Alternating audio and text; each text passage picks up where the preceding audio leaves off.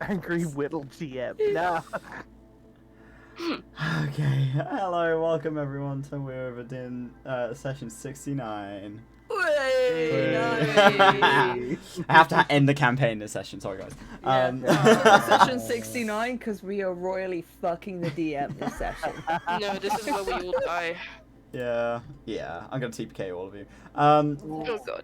Would somebody like to give us a recap of what happened last session? I'll rewatch the episode, so I'll have a go. Go on. So You probably need it. it's They're not wrong. it's not a lie. At the beginning of last episode, we were still in Arda, and we were basically saying our goodbyes. Karek went down to his family and said goodbye, did the hugs and kisses and loves. It was adorable. It was really, really sweet. And I think Palos was asked to keep up one of the kids' archery lessons. I don't think it was Palos. I think it was a different one. But Palos is still teaching them how to speak Selran, so it was really cool. Dracera went and talked to Palos and went, "Hey, what you doing? Can I look at some things about some stuff?" And she went, "Well, I don't care. I'm just fucking around with magic hands." And pissing about with people with mage hands. But Dracera went to go and have a look at doing a bit of research before we left, I think, and saying goodbye to Palos, having a nice little hug and everything, and it was adorable. Estella also said goodbye to someone, but I can't remember who. Fuck. Meanwhile, Heliodor just went straight outside and went, "Nah, I'm good." We got the teleportation key and flicked on out of there and arrived further away than expected from the world warp. Rode on in, had some guards look at Dracera and go, "What the fuck is that?" And we went, "It's fine, don't worry about it." And we went in, and it was great. We in this city are hot shit. We're great. We're really cool. Everyone loves us, or at least everybody moves out of our way because we have an invite from the general, and there's a cat. Oh, beautiful. Sorry, Toby is showing off his absolutely adorable kitten, and it's wonderful. But we were thinking about accommodation, and we end up going to a place that Heliodor stayed in his background, and it is this beautiful, massive manor house. It's absolutely gorgeous, and we stay there. Dracera is very good at complimenting everyone, just telling all these people they're awesome, and is getting some good traction, especially with the guy who let us, like the concierge who let us in, like complimented his outfit, and was like, "Yeah, you're rocking it," and he was like, "Oh, thank you." We've got fancy ass rooms, really, really fancy ass rooms. Thumb has a gold gilded cot. And from there we were like, let's go have a look around and see what's going on. So we went up to get pastries, and we had the most amazing pastries, all named after different brain spells. They were glorious. And a beautifully made menu, absolutely wonderful too. From there, Estella took a lot of pastries. Like, they had to make a little scaffolding in a bag for it. It was great. And we head off past the Ethereal Pass with our lovely escort, Chorus .2, who still has limbs, and went off to a magic shop, which I have forgotten the name of. DM, could you help me? It was called S&V Sundries and Delights. That one. And we met some wonderful people who we haggled with relentlessly to get, well, Dracera talked immensely well while shitting it, and got a 50% off deal on this amazing bottle with an Afriti in it. We got a Horn of Blasting. We got a silly loot, I think. Did we get the silly loot, or did we? No, we got patches. We got patches. We got lots of patches, and they're fantastic. horn of blasting, some potions, and all that jazz. It was great. And everything was fine and calm and dandy as we were heading on back home to get tailored until I saw a hobgoblin that looked pretty sus. And so the chase began. We wandered off following it. He didn't notice us, and honestly, I'm surprised we still noticed him. As we rounded a corner and saw the sewer grate closing, we resorted to extreme violence and actually spending spells to open up this motherfucking sewer grate. And Heliodor went, "Let's go, bye," and dropped on down. Spent a long time down there waiting for the rest of the party, like, "Hey, you coming? You coming? You coming?" But nobody came. And so I think Dracera said something like, "Come on, let's go," and Heliodor was like, "Okay, cool," and was about to leave until he got grabbed from behind and attempted to be knocked out. He went, "No," inflicted this guy in the face, who then pulled out some magic dust, blew it in his face, and now Heliodor is out for the count, and the rest of the party is 60 feet up on the surface, staring down a hole into pure silence. Oh boy, yeah, that's where we ended the session. The last thing the three of you heard was, "I'm getting chloroformed," and then he died. And now there is silence. Oh my god. So what are you doing? Well, I said last session that You've turned into a altered goblin. myself. I'm a goblin. Oh, yeah. And I'd have my charlatans thing, Charlatan's don't I? wardrobe, yeah. Yeah. Explain how that works again. So you can will these clothes to look like any kind of clothing. They can fit on top of your armor. So it can just magically change into any other type of clothing.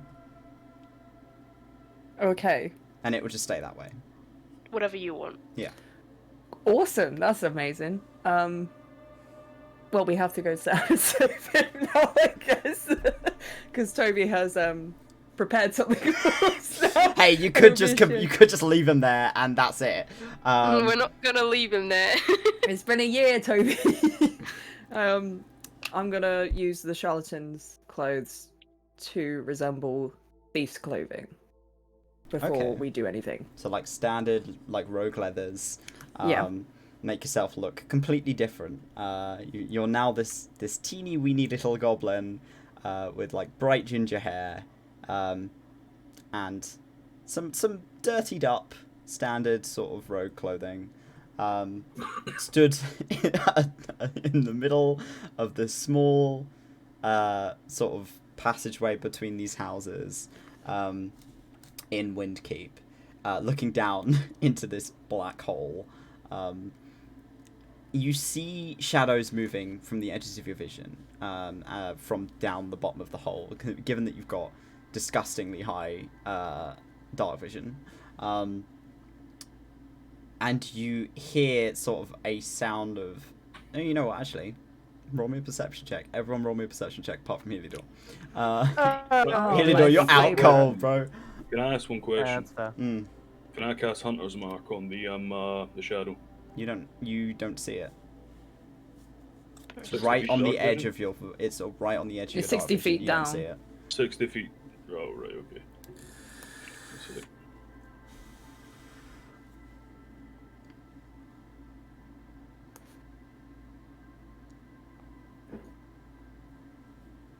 Okay. How far can Thumb see? Let's have a look. Rely on Thumb Got that 20 has 30, no. 60 He's got feet a- of dark vision, so he can roll me a perception for this is a hearing check rather than a visible thing. So we can roll roll the it. perception. Yeah, if you want to roll for Thumb.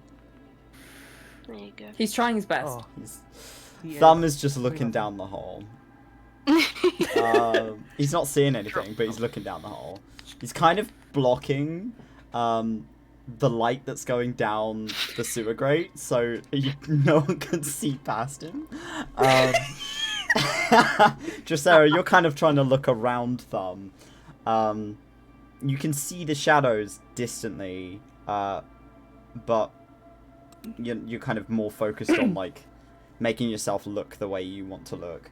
Karik, you can hear sort of distant sounds of like shuffling, you know, like fabric being moved around, sort of that sort of thing. Estella, it definitely sounds like Heliodor's being dragged. Oh god. You can hear We kind have of to the go gentle scrape Yeah. of metal on the concrete in the sewer, as his mace is dragging on the floor as he's being dragged. Okay, we have to go down there right now. Okay, I'll go Do you- first. Do you still have the cloak of invisibility, or is that not I fixed do, yet? but it's still not completely fixed. Okay. You haven't Wait. fixed it yet. Wait. No, I can't do it. Okay. Dang! So it's the- If you have Yeah, no, we mending, don't. mending have can mending. put bits of it together, but it's going to take a few attempts at that to put it together fully. I can't remember how much Heliodor fixed it. Fixed it I a little also bit. can't remember, so I will have to go back and look at that. But say it's been fixed a little bit. Yeah, it's not going to take half as much to put it back Yeah. together to be usable again. But it would help. I can try mending it, but I don't know how long that will take. 6 seconds. Nice. Do it. While Dracera's going down, they're gonna cast mending on the cloak. Okay. You're holding on to this this fabric. Isn't mending a minute-long spell? Is it a minute? Hold on. Yeah, it's 1 minute Okay, to cast. 1 minute then. That's fine. Takes a minute. That's fine. Very And good. you're gonna stand there and cast mending on this cloak. Over the Sarah's course of a gonna head minute, down you one. watch these fabrics kind of weave back together, and there is the shimmer of magic as it begins to kind of replenish itself as you're holding it. But yeah, Dracera's making her way down. It seems like it is in usable condition. Yeah, it seems like it's in usable condition. I'm gonna Better put than that nothing. on. You're gonna put it on. Yeah. I can't remember Creek? the stats of it. Creek was already heading down. Okay, so Okay. Dracera and Karika are already making their way down. Thumb is waiting with Estella to go down with Estella, so you're now a minute behind them. Karika and Dracera, as you get down to the bottom of this ladder, it smells awful down here. It is not. It's not good. It's a sewer. I don't think we either have Um, noses. Well, you don't, but Karika does. Creek I mean, smell. I can Creek has taste it. You can Well, I can't taste it, yeah, and that's smell it. not a Oh, good taste. Even Yeah. worse. That's worse. Creek doesn't have a nose per se. He smells similar to how a spider would, so it is very similar to taste. Both of you Both can of us are like, taste the shit in the air. Oh, no, And it's spicy unpleasant. air. Spicy air. Creek just wraps up his palps and like rags to stop it. Ew. Both of you are looking down the tunnel. It is pitch black. You can't see anything. Is it magical darkness? Magic. Roll me an Arcana check. I think it's magical darkness. Oh, are we dealing with... Oh, please no. Oh, please don't be the class that I really wanted to play. I think it is. What, Shadow Monks? No. No. I fucking love a shadow monk. Yay, Oh. cool. Dracera, it's like... That's advanced darkness. Kuri, that is magic. That's got to be magic, because you can usually see quite well in the dark, but that is like a black veil has been placed over the entire tunnel in the direction that you want to go. This isn't natural. This is not natural. Do we still have... I still took up that, Green Lantern, that Heliodor cast. Would that work? Is it still lit? How long does that last? Because it's been like a week. I don't know. Is Yeah, it that perma? that just sticks around It until I just do it stays again on something lit else. up. Do you Yeah. have it in like the Oh, bag well- of holding, or you just pulling that out of the bag of holding? I believe I did put it in the bag of holding because we put it down in Karik's house. Heliodor, It's does just it- lantern hooded, Yeah. but it doesn't have the stats Okay. that So, you put on. But I do have the lantern. does that pass through magical darkness, Heliodor, I'm just checking that now. or is it just a light spell? Let me check. I need to. I can't figure out Foundry. Hold on. I will get back to you on that one after these messages. Whilst you guys are inspecting the darkness, you see Estella making their way down, and Thumb kind of sat on their shoulders because climbing down might be quite difficult. So he is clinging on to them, and they stand next to you. Instantly, they make a face like, The ew, smell. and they like put on their mask. Just, Yeah. ugh. In the Okay, meantime, okay. while Heliodor's searching that up, I'm going to use the Death Seer. Okay. You see the magical darkness as you look through your eye patch, through your Azimuth eye. You see, like, the magical darkness just kind of dissipates. You don't see the tunnel itself. Everything is blur. It is just shapes and shadows, the same way that an Azimuth would see.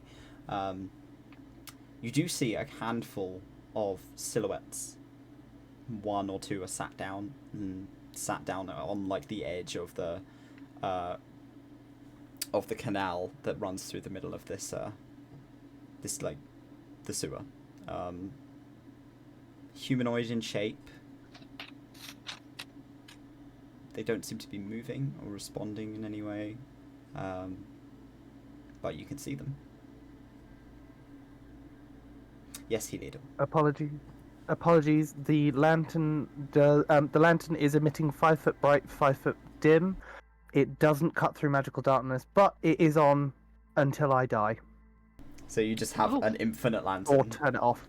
Yeah, or until I die, turn it off or do three more effects.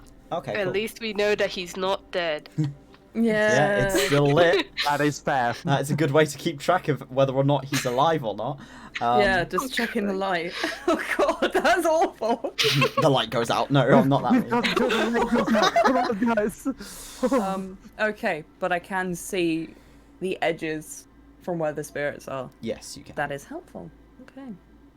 I'm gonna search in the darkness for Karik and Estella and hold their hands.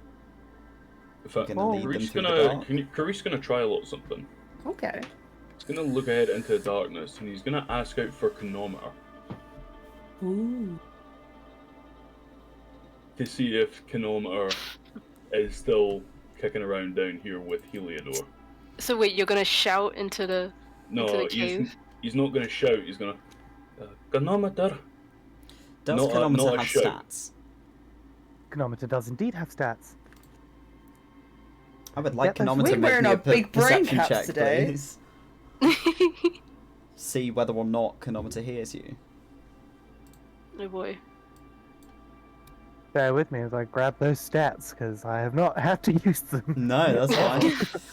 No, this is interesting. Where- No, it's a good call. Let's see if it goes. I don't remember what. Oh, for goodness sake! I've completely forgotten what kind of artificer I am. Battlesmith. I'm a bad. Okay, cool. As I just look for my construct. Where is my little construct? Wait, can you believe that it's been a year since we rescued Heliodor and now we're gonna rescue him again? A year. Full circle. Oh my god. Horrific. Infused items. Artificer infusions. I think it's an infusion. It is. believe Here it they is, are. yeah. Fuck me. Yeah, it's a homunculus servant. You wanted what rolled? Sorry. I need a perception check, please. Perception is 0 plus proficiency bonus times 2, so that's 4 times 2, so it's plus 8. Ooh. Okay, so it's d20 plus 8. D20. Roll. Plus 8. Wow! 18, Whoa. 19, 20, 21, 22, 23, 24, 25, 26, 26! Economics is amazing! 26. Bloody hell. Okay. It. You wait for a few moments before you hear this gentle kind of fluttering in the dark, slowly getting louder and louder. Before out of this veil of black, you see this tiny metal canary come and settle on your shoulder, Kuri. Not going to lie, I was not expecting that to work. Chronometer, if we walk through this, are you able to give signal of which way to go? Like a peck to the left for to go left, peck to the right to go right.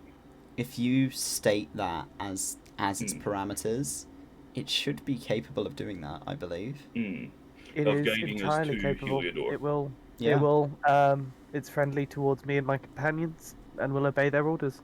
So you give these orders specific. You're very, very specific about how you set these parameters for chronometer, and the bird kind of taps you on the side of the head as if to say yes, and begins to takes off and begins to flutter in front of you, as if to guide you forward.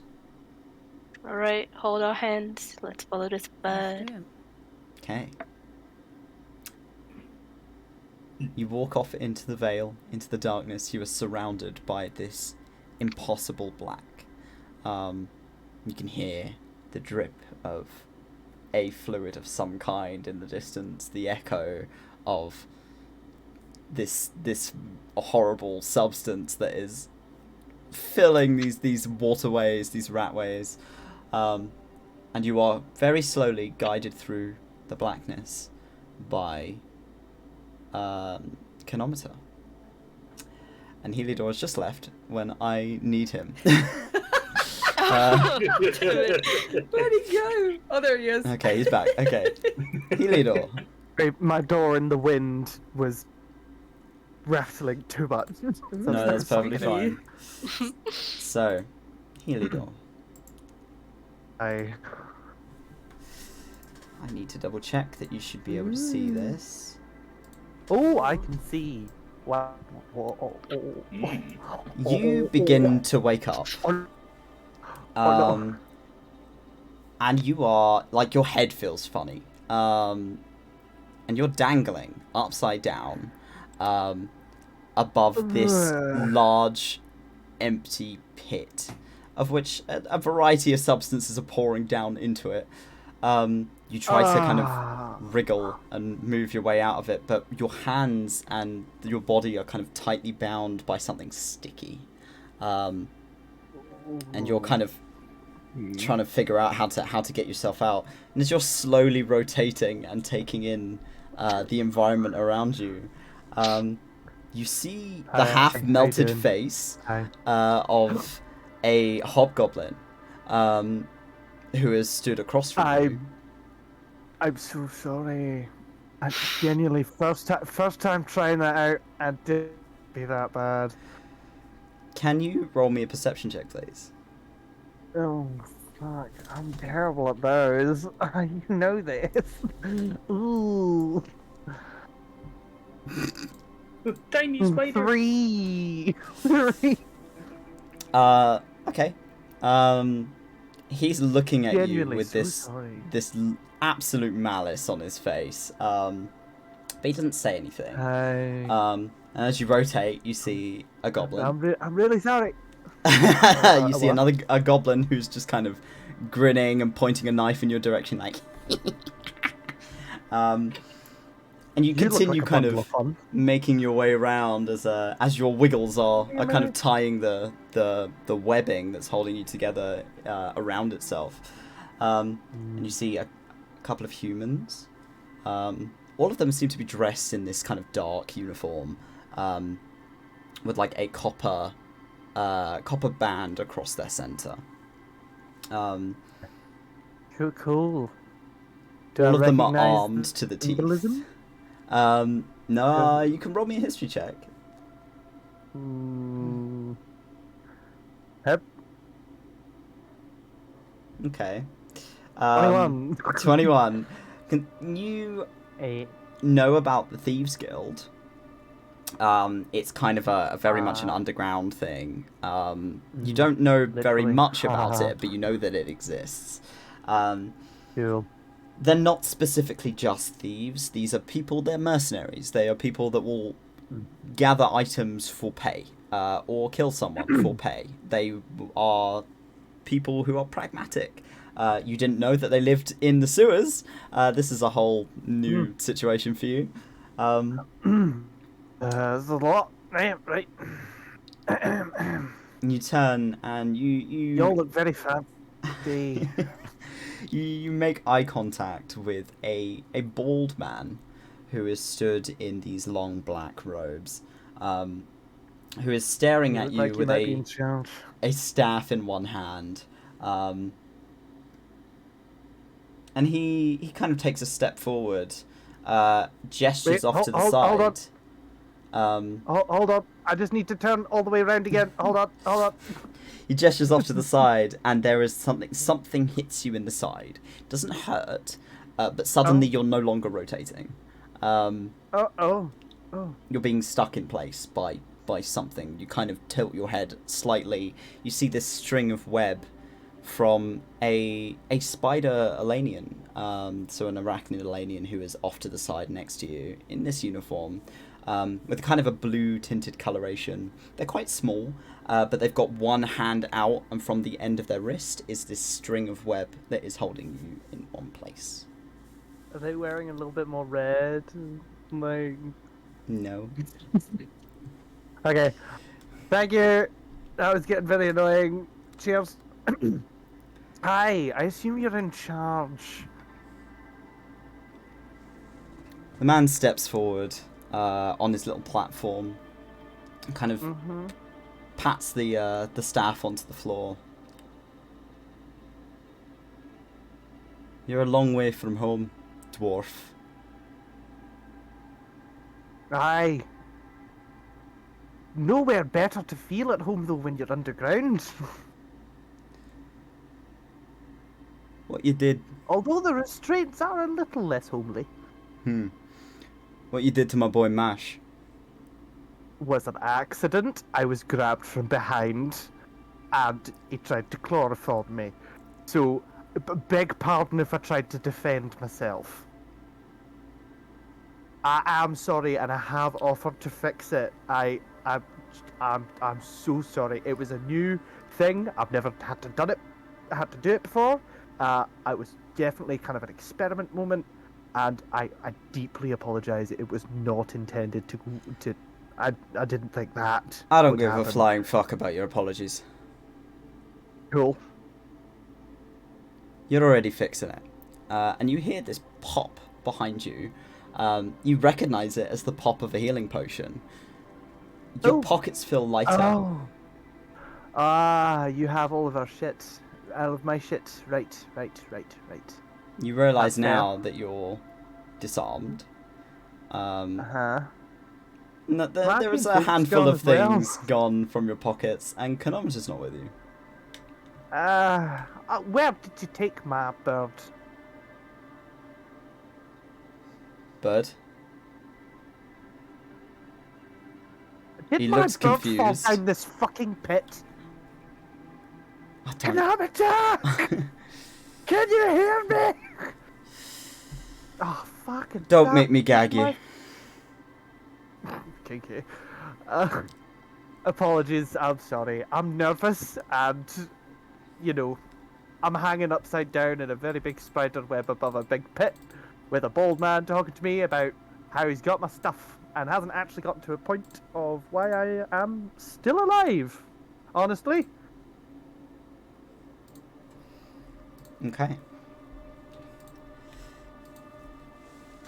He points the staff at you. Uh-huh. You alone?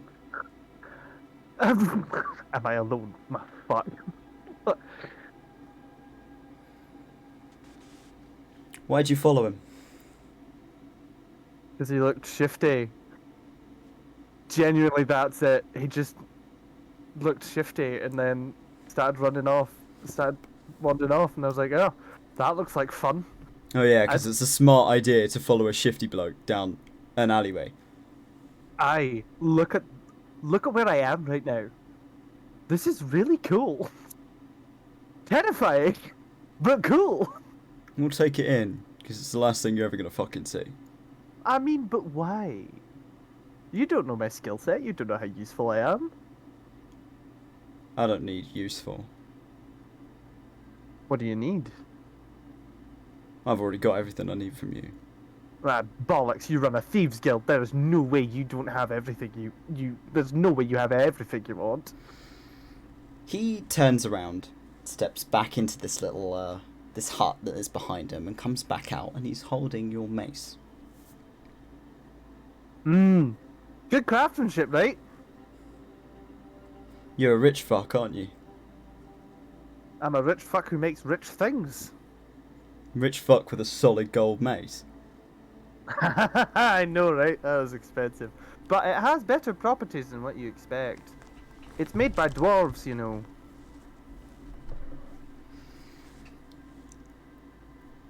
He holds it out over the pit. Ooh. No. I wouldn't go doing that. Why are you threatening me, boy? Oh, no, I don't need to threaten you. It's just something you don't want to drop down a hole. I could just drop you. True. Your point? You want something, right? You might want a mace. I don't know. He, roll me a persuasion check. Oh. I'm shitting bricks. Ooh. This is gonna go poorly because I used my last flash of genius to get out of the thing, so I can't do extra apart from inspiration. Nope. 16, That's not not bad. Alright, you know what? I will get something out of you. Oh, is it my blood? Are you gonna make some cool quip about like my guts or some shit? No, you said you weren't alone. Yeah. Gonna hold you for ransom. Ha ha ha ha. Do you want a name? I can give you a name to send it to. It's my great grandmother. Oh no, I'll just wait for your lot to show up. They don't have money. Seriously? We're poor. Well, Yeah, we're currently poor. Shakes the mace. Situationally poor. Okay? That means you got something on you that's worth something. Not really. Did you hear the situationally poor? We don't have, like, useful shit. It's all incredibly specific for incredibly specific things. Or someone's got to fucking pay up. It's either gonna happen now, or you're paying with your life. Her name is the Violet Matron. You literally just gotta send one letter. At that moment, the three of you come to, Chronometer has been guiding you through these tunnels. So it's a fucking rat way. Like, you are having to duck under small passages in order to get to where Chronometer's trying to take you to. And you find a hatch. It's closed. What are the three of you doing? So I'm guessing he's through here then. Karik, do you hear anyone? Creek will do a. Sorry, my mic was. I forgot my mic was. Sorry. I'll do a perception, see if I can hear up next to it. Yeah, go for it. Oh, very good, Fuck 'em very up, good. fuck 'em up. You lean your head down, press it against the wood. You can clearly hear Heliodor going, "Chronometer!" down this echoing tunnel. Sounds like a tunnel. He's in there. Okay. Good. That's good. Nice. What's he saying? He's gonna listen out for. He's going for chronometer. 1 moment. And he's gonna just listen for a couple of seconds to see if there's anything else he can hear. You hear another voice, muffled, deeper. You'd be able to slow, 1 sec. You'd be able to slowly lift open the hatch a wee bit. Roll me a stealth check. Oh my god. He's gonna cast Pass Without Trace. Nice. Okay. Nice. 1 second, just need to do a thingamajig. So I'm gonna make Don't you scream 3 yet. visible on this. I think we're map. still paused, by the way. Yes. There you go. Yeah. Death. Okay. She says stealth, though. Yes, please. Does it add the +10 automatically? We'll find out. No. No, it doesn't. 19, So this so is 29. Again. You very carefully begin to pull this hatch up. And you realise halfway as you're pulling it up that there's like a creak that's going to happen because there's like a catch on the hinge. And you manage to kind of wheedle your way round and place a scrap of fabric from your waist and kind of muffle on the hinge to kind of try and soften the sound as it lifts. Plus the magic that you've applied to yourself and your companions, you manage to open it. And there is a light coming from inside. There's a few flickering lights as if there's candles or maybe torches down here. Lights from maybe grates from above. You've seen a few of them as you've been travelling through the sewers. And you can very clearly hear a masculine voice that is telling Heliodor they're going to hold him for ransom. He's gonna quietly relay that to the others.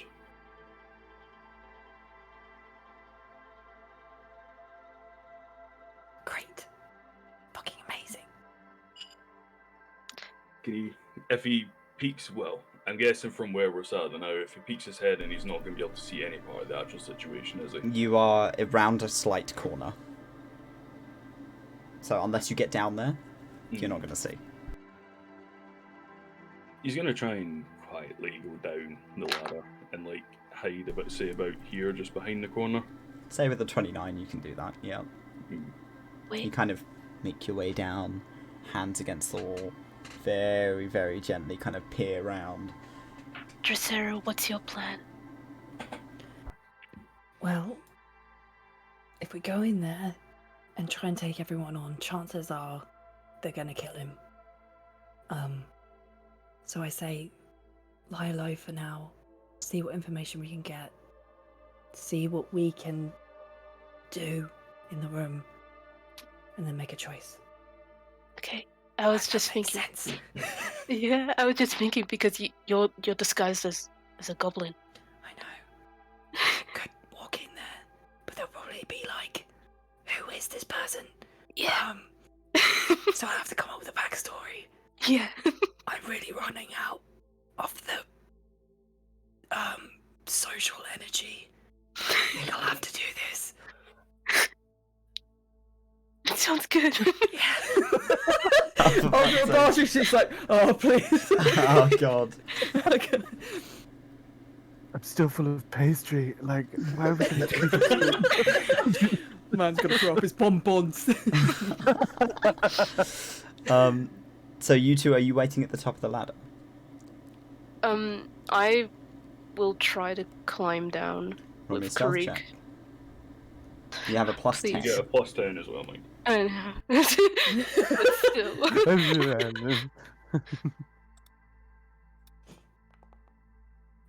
Okay. Ooh. So 28. Well, 18 okay, is so good. that's a 28. Oh no. 28 is solid. It's pretty solid. Yeah, Yeah. yeah, 28 is Oh. solid. You very I've done carefully everything. make your way down. Are you bringing Thumb with you? Yes. Oh my he's on my God. shoulders. He's on your Oh, shoulders. Hold him No. there. Please hold him there.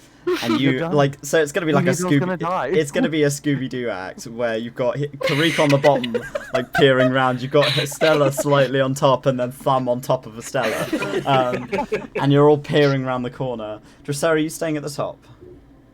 You are disguised. Yeah. Okay. I'm gonna come down. Because even if I get caught, I can be like, "Ooh." So, I'm just you a know, weak little puppy. have I still got disadvantage Are you still wearing your armor? underneath the clothes? Yes. Then yes. Fuck. Disadvantage I on can self, finesse but my you get a way. +10. So. Okay. Ooh. 17. 17. Okay. Still pretty solid. 17 is pretty good. I'm gonna make a perception check. Bastard. How From dare the you. two that are closest to you to see whether or not they see Dressera. Nope. Okay. Okay. Okay. Cool. And Sweating. Or else I'm gonna have to. Oh! Yes! so the hobgoblin and the goblin that are closest to you don't seem to notice, even though as you're like stepping down these little the steps of the ladder, one of them creaks ever so slightly, but it kind of blends in with the noise of the sewer itself. There's plenty of kind of weird sounds that are taking place down here, including Heliodor yelling. So you're able to kind of But, like, mask just yourself. Need to write a letter to my mother. Are all of you peering around? Are all of you like peering around to have a Who's look? doing it? Krieg currently is. He's Okay. got like just You're all side eye. peering around, yeah, like. Yeah. Side eye. So the first thing you see is Heliodor hanging from the center of this room, from the ceiling. There is a very finely crafted web that is strung around him tightly, that he is dangling from. And as you follow the web upwards, you can see a lot of them. There is a lot of webs across the ceiling, as if something has made its home here. You can hear a man talking, effectively arguing with Heliodor. Heliodor who's just going, "Please, just write to my mum." My grandmother. Great. He's just like, hey. "I'm going to Rich fucking, boy I'm syndrome. going to fucking gag you in a minute because your voice is You already want a pissing lot me of off." adamantine? Like, it might happen. Who knows? Shit happens all the time. I You can mean, just look hear at him me. I'm currently spaffing. stuck in a web. And yeah, Heliodor is also just waffling. He's waffling. You see a couple of humans, a handful of goblins, a couple of hobgoblins, and a stretch of web that is coming from a section of the of the room that you can't see from, that is attached to Heliodor. Could I, Krieg? Excuse me. He wants to look at the webs and kind of follow them round, and he's going to kind of see if any of them are branching down the walls or across the floor. Roll me a Because he knows perception himself, check like at thinking about his advantage. own home. This with is that something that like anonymity, you're familiar with, so I'll give you advantage. So roll me perception at advantage. Oh, nat 20. Yes, Yay! That's a 30. Oh The yeah. other one was a 2. So you look around. It's mostly on the ceiling. There's a handful of like little ones maybe spaffed around, but they seem unlikely to have come from the same source. Maybe just smaller domestic spiders rather than an Elanian, or maybe a giant spider or something bigger than your average house spider. Yeah. He's also at this second gonna cast detect traps. Okay. Just looking across where you can see in the room, because we're 120 feet, it's just an instant ping of any traps you can see within sight range when 120 feet. Okay, so it'd be from here. Okay, so it'd be the whole room. Pretty much the whole room. Yeah. Alright, cool. So you're kind of poking your head round and having a look. Doesn't look like this room is trapped. Nothing seems to be pinging up. Other than Heliodor. Yeah. And what spirits can I see? There's quite a few down here. There's a few that linger around each person. And there is maybe 4 or 5 that are sat on the edge of this pit. Maybe 2 of them are humanoid. The others are goblinoid. Smaller. Okay.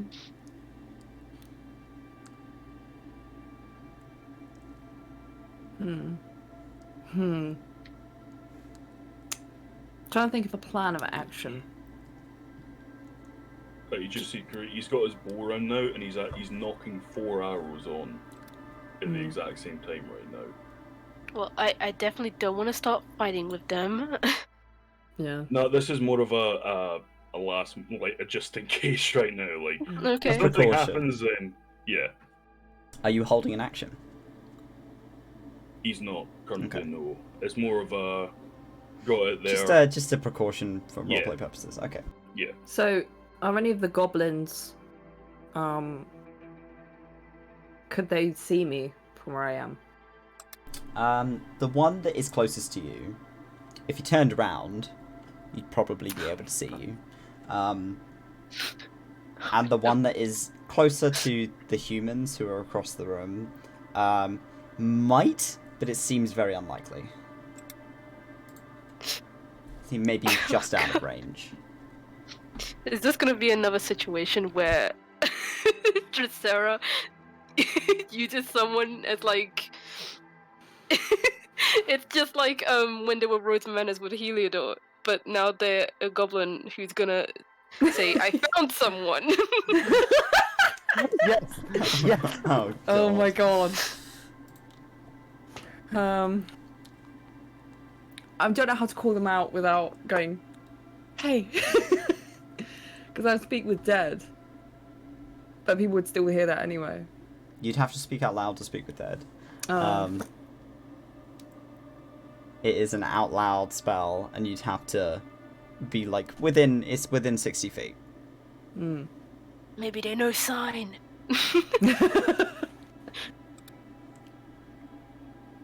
Okay.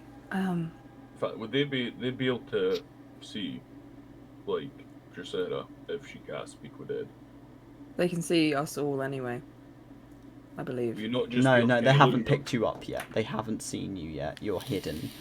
Are you trying to get their attention? That's the difference. That's the sticky sitch, isn't it? You're trying to So I'm get like, the attention hey, spirit! of a Everyone else spirit turns around and closest is like, to you. You can try, but I will make you roll another stealth check. Meanwhile, Heliodor is still talking like, and then there was this bridge with a guy called the Road Wizard on it. He's great. I mean, to be Like an fair, old- everyone else but- is quite distracted. Yeah. To be fair, he's a great Karik pal of is mine, like his considering ma. just casting Oh. silence on Heliodor right now. Okay, I'm gonna try it. The guy that you're spaffing at is looking more and more pissed off the more you talk. I'm spaffing at. You don't appreciate me talking, do you?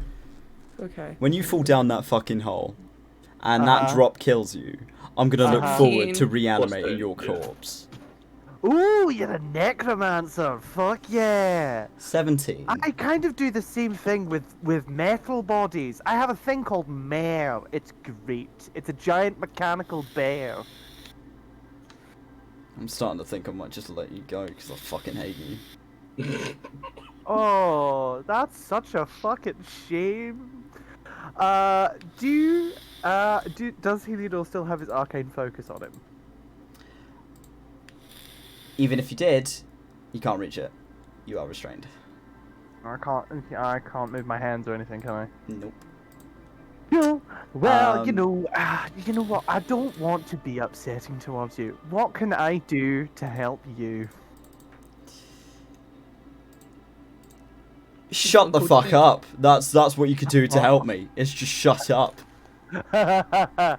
Okay, but I'm gonna need just a little bit of entertainment. Otherwise, I will talk again, Heliodor, even roll if it's me a just little perception bit of check. music. Cool.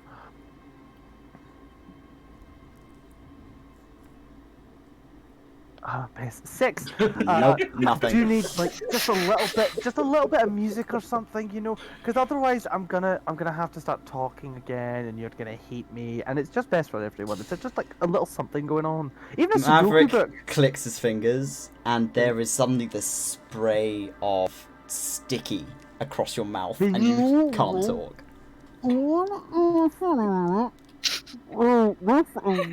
He's still talking. Dracera, you manage to wave. Whilst you've got your open eye closed and you're staring through the eye patch. You're waving at one of these spirits. You can't see the other people in the room whilst you're staring through this device. But no one else seems to pick up on you because you do it subtly enough, and you are cloaked in magic, which is quite significantly assisting you in this manner. You manage to get the attention of one of these spirits, who is standing close to the hobgoblin that is closest to you, who drifts in your direction. Nice. So you see this kind of This sort of black here. silhouette appear in front of you. Okay, I'm gonna do speak with dead. Is that... It's once a day from the death seer. Yes. So... Okie dokie. So you cast Speak with Dead. You have 5 questions you can ask this That's spirit. hot. The responses may be simple, but they will respond to you with as much knowledge as they had in life. So you have 5 questions. Go ahead. Okay. What does the chief, head of the Thieves Guild, want more than anything in the world? Money. What's his biggest weakness?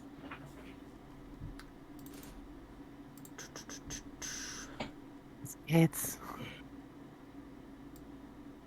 His biggest weak... I've got to think about that. there's just so many of them. Silence. Ooh. His weakness is silence. There's the cast silence. You can interpret that in whatever way you want. Damn. Okay. How does one join the Thieves Guild? Present a gift. Okay.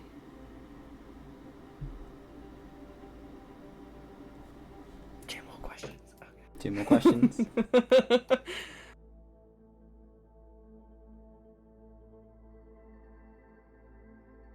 How do I kill a mockingbird? shut the fuck up? How would I win the guild over? Kill for them.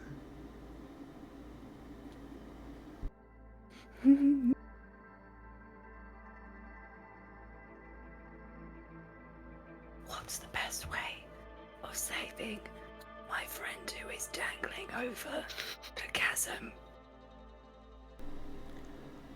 I don't know. Fuck. Thank you for your help, though. Fair.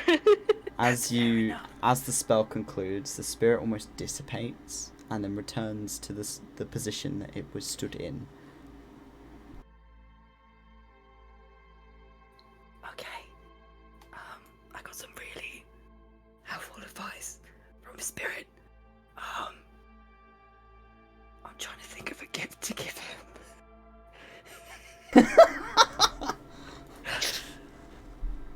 I just Stage don't whisper, know honey. what to get them for Christmas. I just don't know. I don't know. I don't know. I don't So know. he wants money, but you don't really have Knitted that much of socks. it. I'm giving him my money. I've If lost they- enough of my money. You've spent $5,000 on an iron flask with a fucking Afriti in it. That's on you. Maybe this is the moment we release the Afriti. That's what I was thinking. Jokes. Haha. Oh shit! I No, he I've got a gift. still have some money if you want some of that. Everyone's all of my rolls are shit. They're all too focused on Heliodor being a shitbag. Are they all generic henchmen? That's the question. Well, as you're looking at them, they're all clothed the same. They're all wearing the same I want to uniform. pick a pocket or two. They are wearing a uniform. There's definitely that similar sort of copper gold band that they're all wearing. From where you are, Karee, you can see the bald man who is addressing Heliodor. He is partially lit by a lantern nearby to him. And his face tells you an awful lot in that he is clearly not happy that this dwarf has shown up on his doorstep, injured one of his men, and then proceeded to be the world's biggest annoyance. Sounds about right. Oh, stop it, you. Stop. Hey, it's not me talking.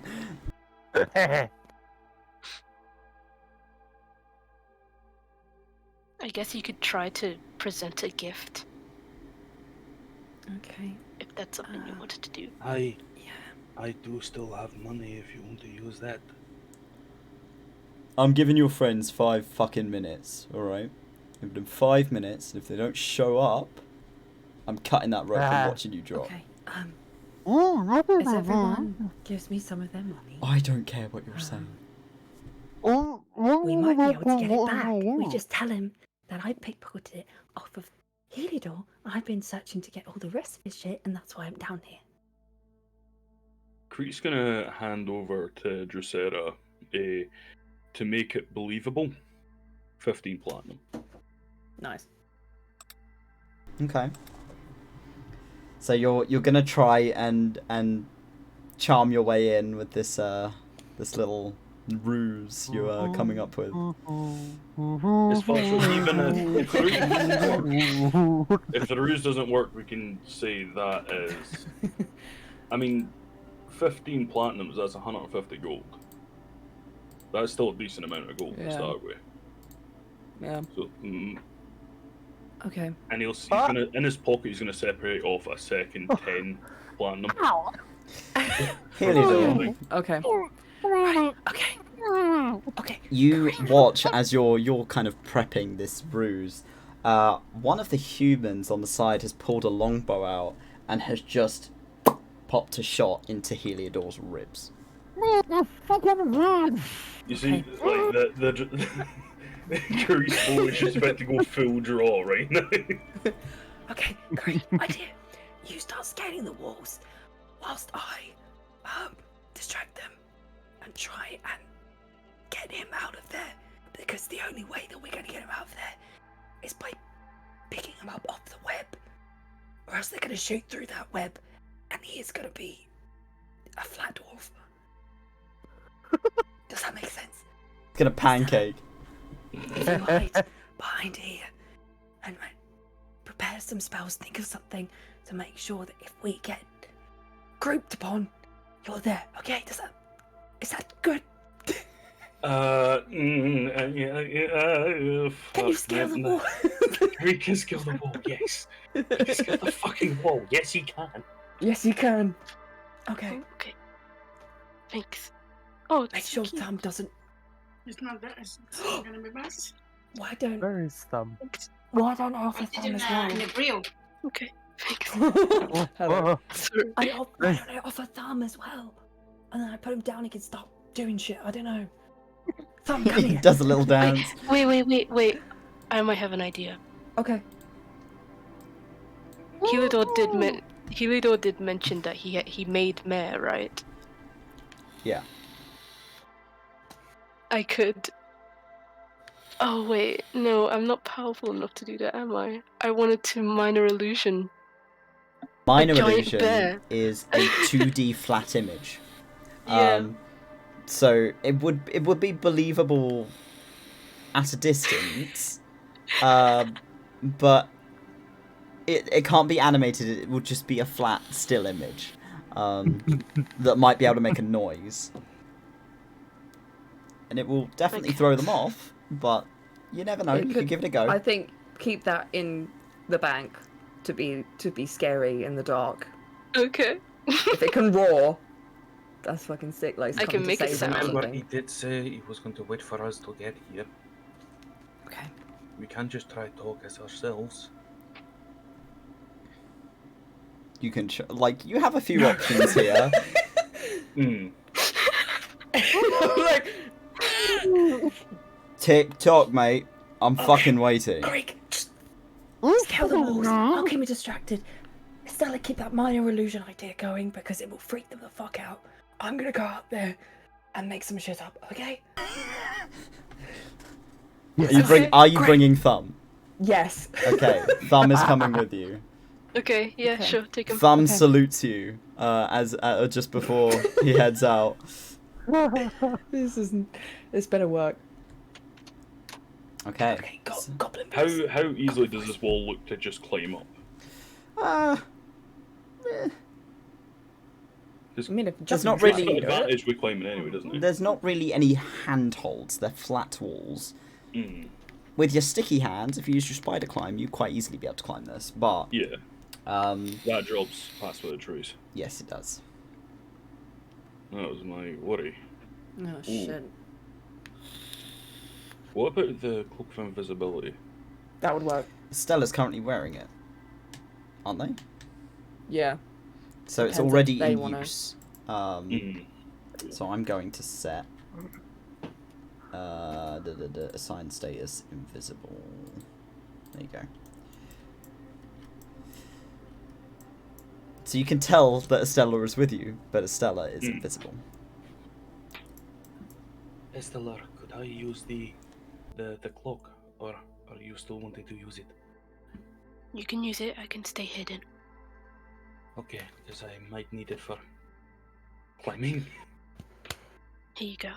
Puts it on him like he's a Hmm. schoolboy. And Nice. he's going to drop his concentrational password trace to use a spider climb. Okay. He's going to start scaling the wall Oops. back right. Oh, exhaustion! Sorry. What? It's the wrong one. Sorry. Ah.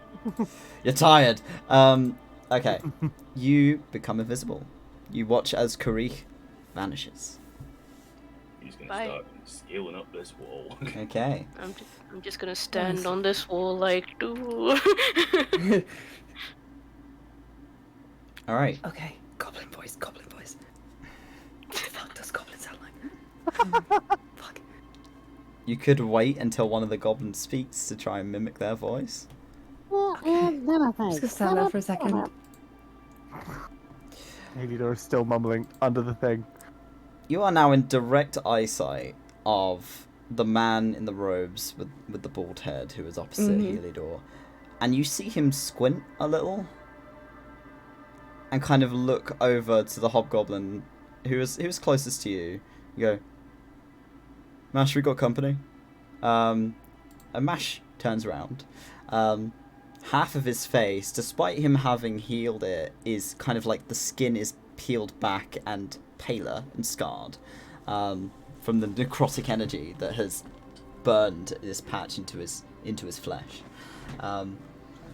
And as Mash turns around, the goblin next to him also turns around. And Mash draws a longsword and points it in your direction. Oi! Come out. Closer.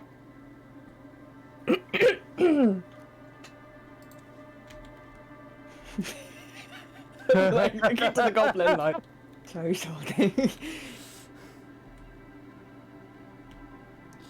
And Mash looks at the other goblin who is next to him and goes, "Oh, is this one of yours?" The goblin turns and looks at you and goes, No, I don't think it is. No. I don't recognise that face. Fuck is that? Fuck are you? Just Sarah's gonna, like, look at her feet for a second and compose herself.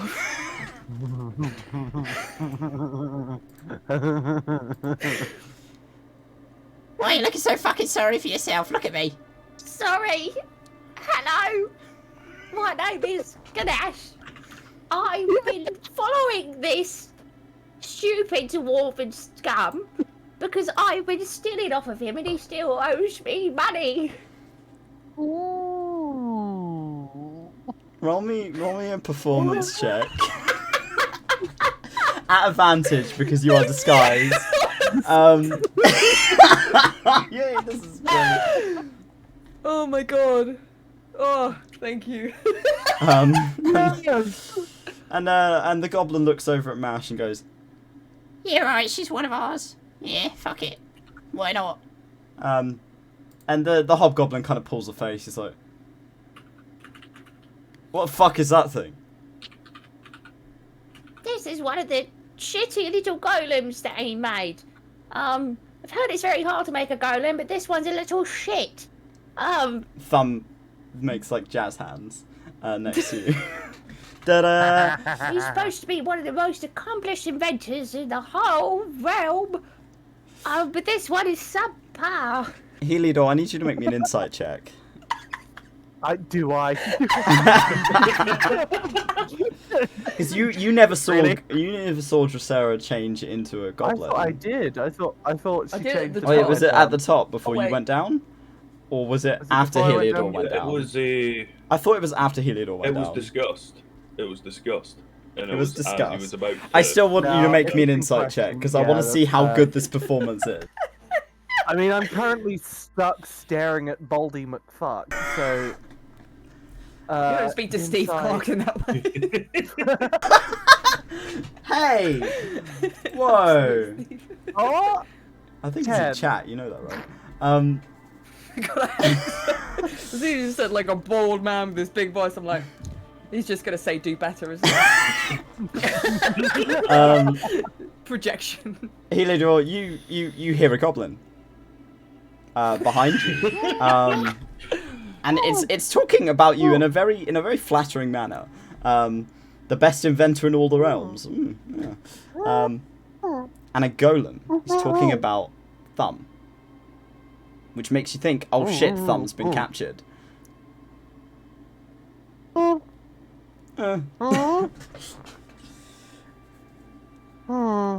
The chief points at you and says, "Shut up."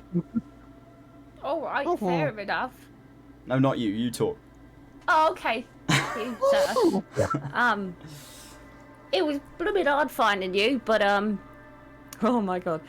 it was blooming hard finding you, but it's a pleasure to be here. Anyway, I've always thought of a big thing about the Thieves Guild. But I just want to make sure you're not thinking about killing him, are you? He's got a few projects that still need to be done. Why do you care? I care because this bloody golem is useless. I need Then a fuck- whole army of mechs. Oh, no, bring him forward. Bring him forward. Alright, you want to deal with him, you can. Sure, Sarah checks it, he's still got his knife. I'm Yeah, like, he is Yeah. kitted. He's Good. got a knife. He's got two holsters on either side, and there's a knife in each one. Both of them they're mismatched, but they are there, including the little pouch that he has on his person for carrying a variety of things that he picks up as he goes. One's an actual knife. You just found a bread knife somewhere else. Yeah, yeah. One of them is like a blunted, like butter knife. I just forgot. We've got more of Thumb's weird potions. You could try drinking one. Oh god, you have wild magic potions. Jesus Oh my fuck. Okay, so Thumb is going to be gestured forward. Are you going with him? Yeah, I'm gonna go with him. I don't fucking trust him. It's for everyone else's safety. Thumb waddles over. The goblin takes a step back, and you see Mash kind of look at him and grin and go, "What, you fucking scared, Eek, mate?" And Eek looks at you. No, I ain't fucking scared. Nah. Nothing to be scared of, mate. Now look at this fucking thing. I'm taller than it. I mean, he did chop off a few people's limbs in the meantime coming here. But he doesn't eat them afterwards. No, he ain't got no mouth. Yeah, I know, he just kind of leaves them littered like a pathway. And just Sarah closes her eyes for a second. It's just like, I can't do this. This is. I'll think about this in the evening. Thumb stands next to him and waves. And the goblin kind of looks past him at you, Dracera. What do you say your name was? Ganache. Ginash. Alright.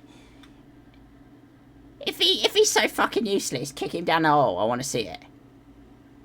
Look, I paid enough for this blooming golem. Well, you Why would I want paid to for kick it him? down there?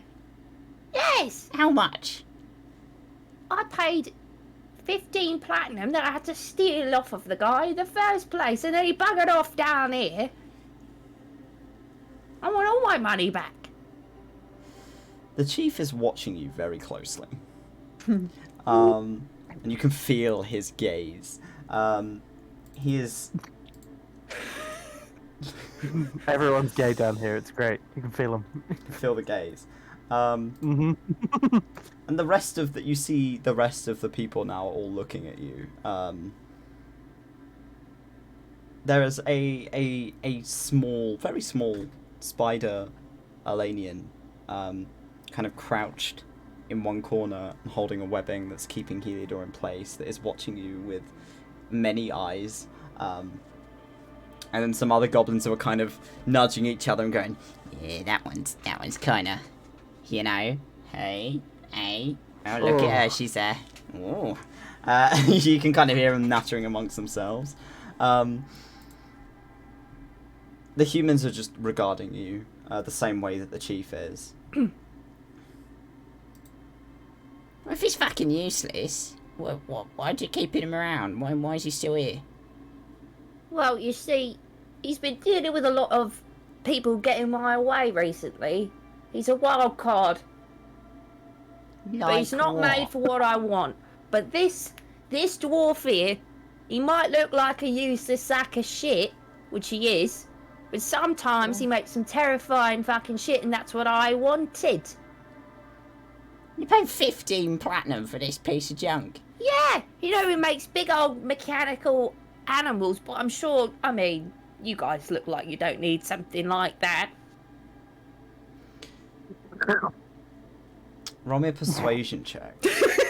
For reference. Oh no, you wouldn't need one of those, would you? Gabby delightfully leant all the way into the camera and all the way back with like a snake oil salesman raised eyebrow.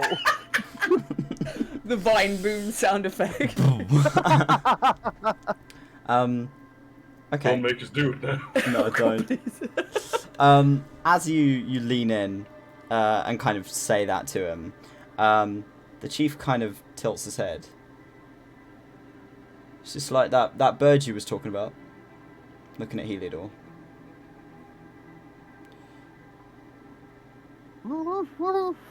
Nod or shake your fucking head.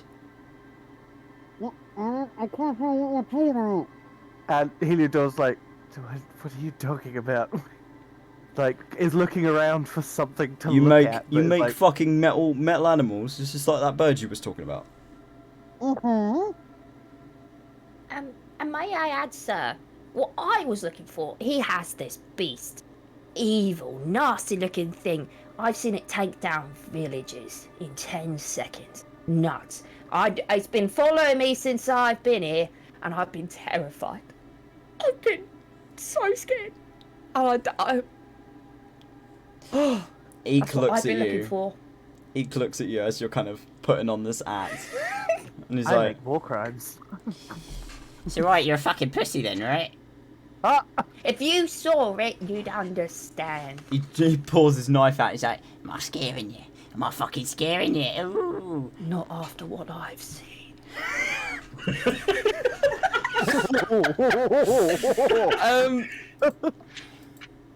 Wonderful. Wait. Drusera pauses for a second. It's like, wait.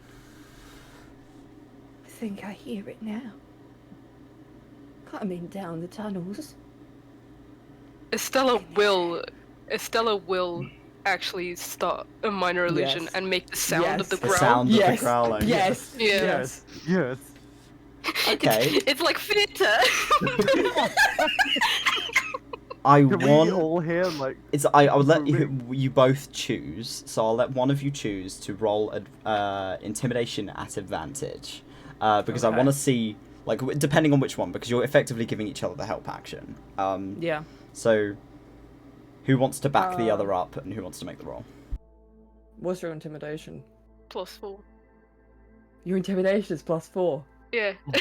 Fuck yeah, you're doing it. You So made roll- a terrifying Roll me call. an intimidation It's at you. advantage. Okay. Okay. 16. Pretty good. Okay. So It's my turn. Can Heliodor at this point do another insight check and just be like, how do you know about Mare? yeah, go on. Make me You've another. seen my Make an bear insight at destroy advantage. Villages? Insight advantage is probably not going to go very well. Let's be honest. Nat No, 20. Okay. Cool. You know, that's fucking around. That's that. Yeah, that doesn't add up. You're like putting it together in your brain and going, "Oh shit, that's Drusera." Oh, I can't even see you, and I know. Nice. Um, Cool. Hmm.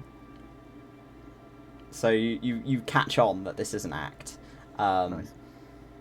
and you hear distantly this thump, thump, thump, thump, and this growling that echoes throughout this chamber. And everyone in the room, aside from you lot, so who are aware of this little thing that's going on, stiffens up.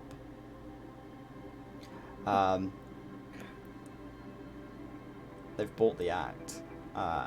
The chief, you watch his eyes very slightly widen. And he looks at you, Drusera. Is he too big to get down the tunnels? Like, down here? He can take himself apart. Fit through any gap. He's come for his master. Thumb is going to try a performance check. Yes! Isn't that his best stat? Yeah, he rolled an 8. But he's Okay. rather than, because he can't talk, so his way of performing is to gesture. And he gestures to Eek in front of him. Big. Like he puts his arms out. Big. And Eek's kind of like, Fuck is it saying? What the fuck is that? Is it long? Is it like a snake? It's fucking big. A house? Bigger than a house? The fuck do you mean it's bigger than a house? It's bigger than a house. Shit.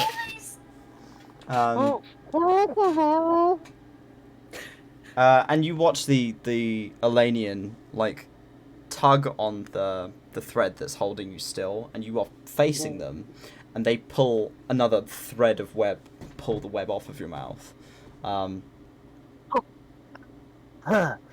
Thank you very much. So, can I come back onto dry land now? Safely? Tell it to stand down.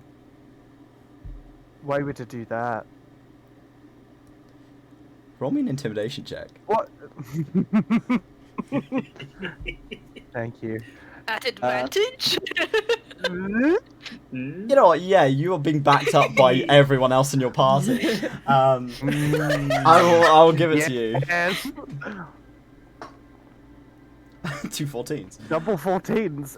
That's 15, but I can't add anything to You it. have So, an inspiration as well if you want to. I have an inspiration, but a Do you 15 is a pretty solid, like, Yeah. this is scary. It's kind of scary thing to say. I'm gonna stick with it. Okay. You can see the chief is unnerved. He doesn't seem scared.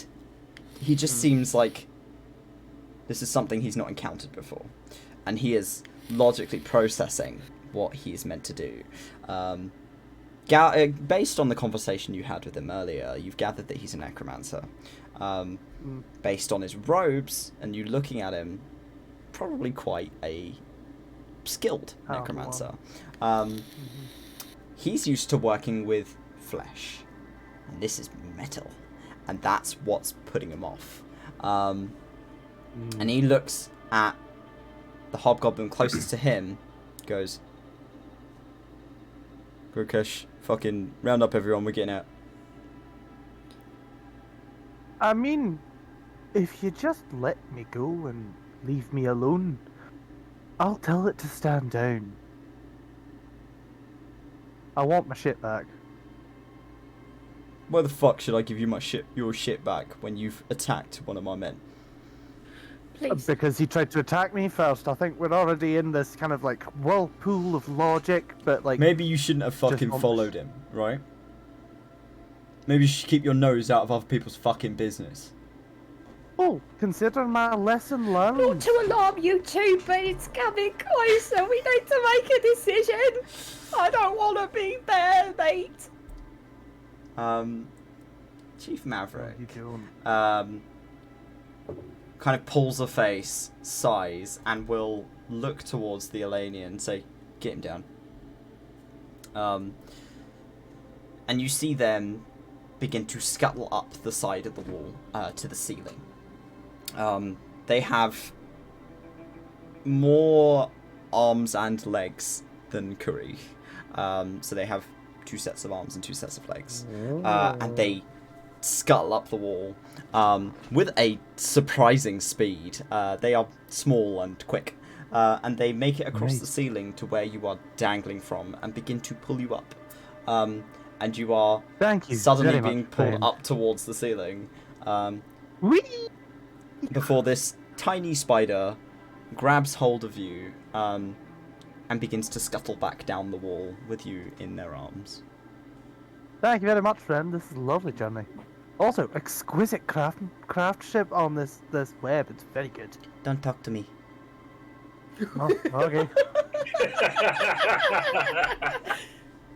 And they put you down and kind of shred one of their little fingers through the web, and it cuts. And you are freed from your restraints. But you are now over here. Yeah. Oh, that's better. Now, please, stuff.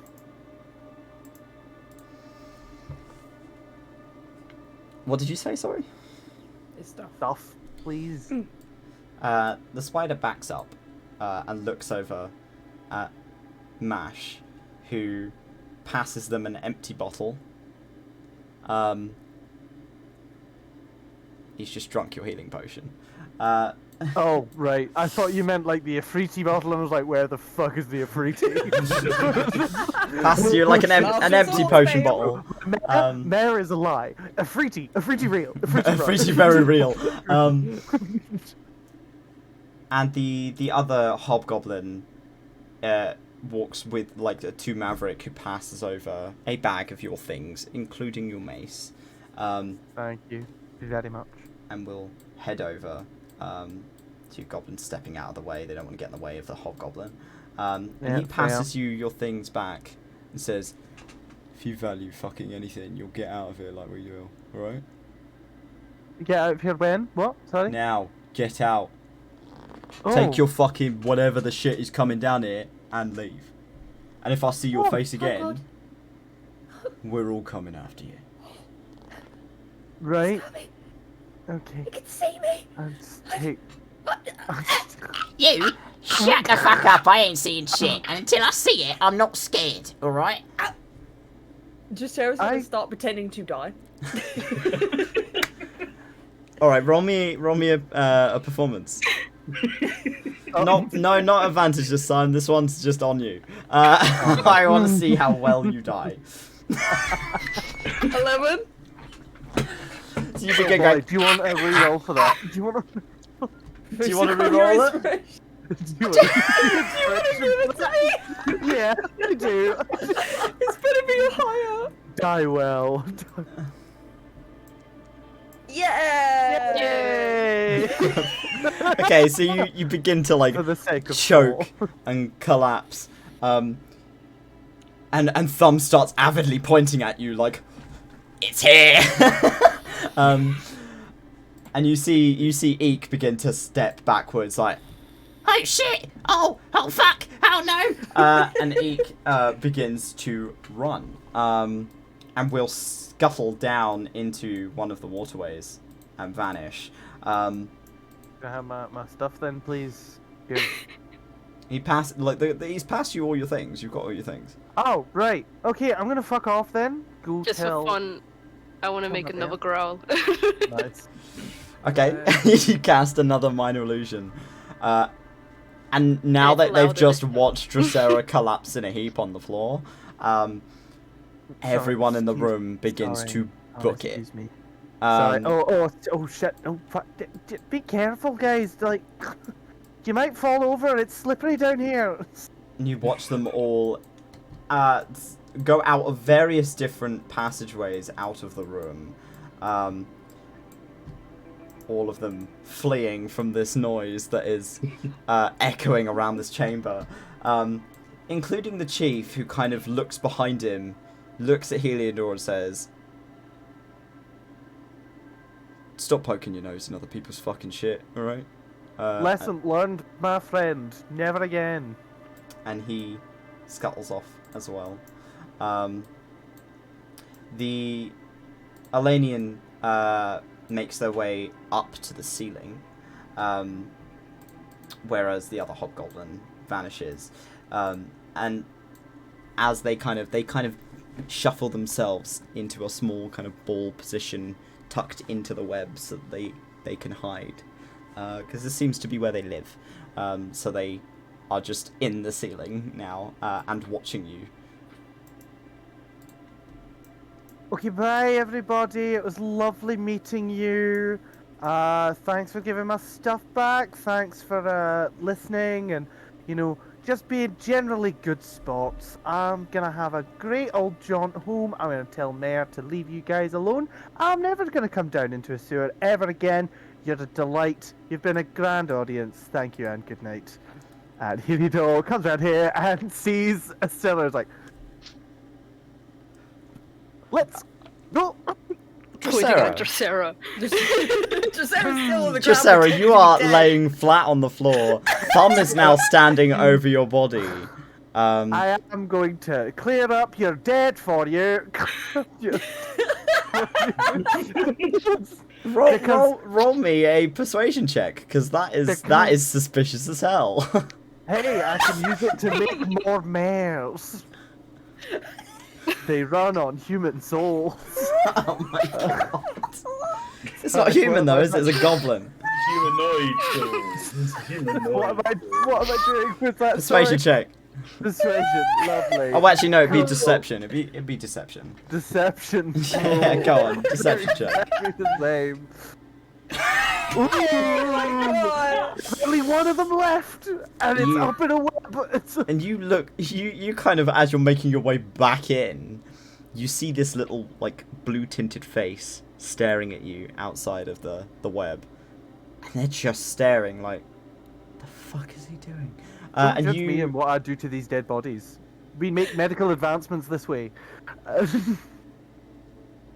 Just get out. Okay. Just start dragging the goblin body Take away. weird metal creature with you. Hey, mushroom. Oh, the metal one or the mushroom? I can Both. take both. Okay.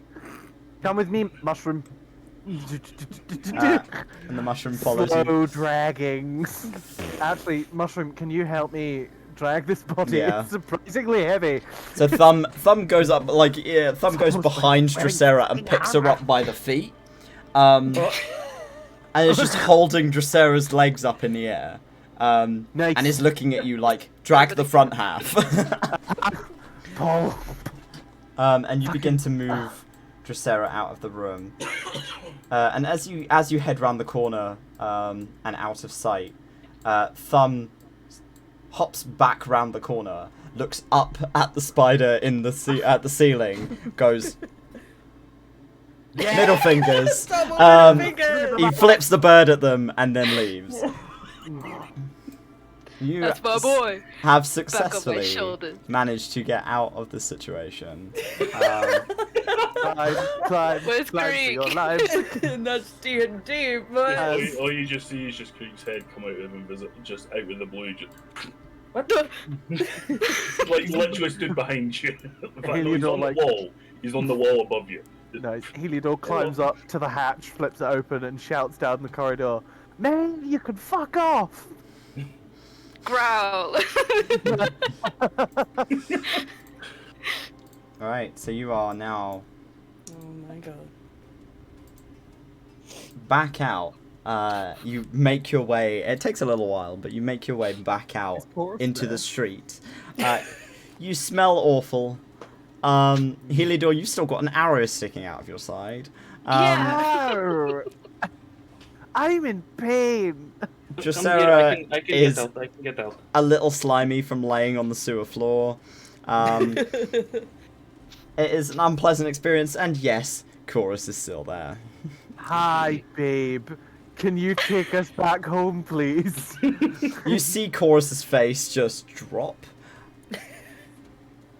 My lord, you're bleeding. I am.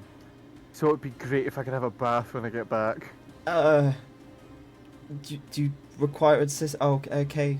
Do you need assistance? Are you? I mean, we're all, I think, vaguely medically trained, but some free assistance would be grand. He hurries over to your side and offers you an arm, and will thank guide you. you over to the car and very I'm carefully sorry help about you the up. web. It's quite all right, my lord. Oh, and he kind of So covers his good. mouth because the smell Aye. is horrendous. We need several private baths, all in a row, and many Hence- of them. I can understand that, my lord. I Oh. particularly would like lavender, thank you very much. Climb into the garage. I will make a note of that. My apologies. This is not an odor I'm No, it's not. used to, my lord. Really, you surprise me deeply, Chorus. That the smell of sewage and shit is something you are used to. And You he kind of can he just looks say it stinks. he looks at That's Dracera and he's like you've already assured him that that's Dracera and he's like, my lady, would you like a napkin? Give me a second. She's gonna turn off the altar self. And she's just gonna sort of disassociate.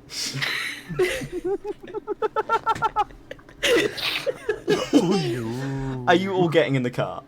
This Yeah. calls for a pastry. You smell like shit and you want to eat a pastry? Yes, it makes me feel better. With your Did you shit remember? hands? Oh no. The, Please take a There are bath and then eat pastries. one. the pastries in the back of the carriage right now Yeah. in your paper Yeah. baggie. We'll have one of those. Let's not go stinker shop out. Do you want me to get that out for you? He asks oh, he's got in the car. this? Yeah. And just points at the arrow. Yeah. Aye, just pull. Okay, and you see, preemptively, before he does so, he like goes to his elbow where he gets out like some of his web and he's wrapping it around his finger until it's fairly thick before snapping it off. He kind of things up a bit like gauze over the top of the side of the arrow, and then okay, 3, 2, and then as he says 2, he rips it out. Yeah. Shrek move. and then kind of thumbs the Oh. bit he goes and like the web goes and Oh. just to block the bleeding. You got to stick your thumb in. Not inside, it's like over the top. It's like It doesn't feel like just over the top. I know this has happened to me several times. I know. Do not worry. It feels like you're fondling my lungs. what is fondling? Oh. No, we're not doing that conversation. Alright, so explain to Karik what fondling is whilst you are in the car and Chorus is doing his absolute best not to vomit in the front seat Chorus, while he is please taking tell you back Karik. to the manor. Please tell Lord Karik what fondling means. There is a period of have to. silence.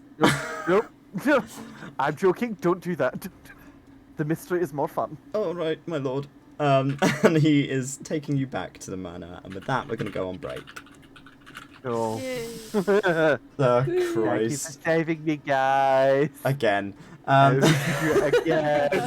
Literally a year on. That's beautiful. So, alright, we'll be back in 15 minutes or so. We'll see you in a wee bit. What?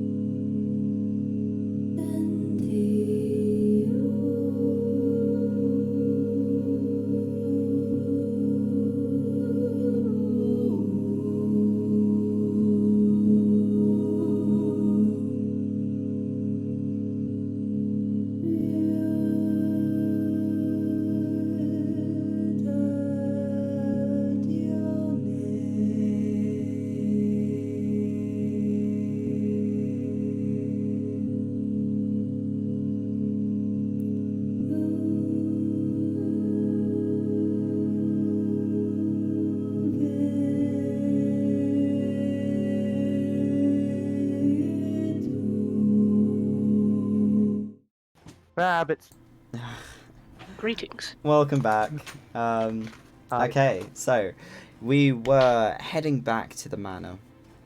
Your stinky party in the back of this beautiful carriage. You park up, and the bird that is currently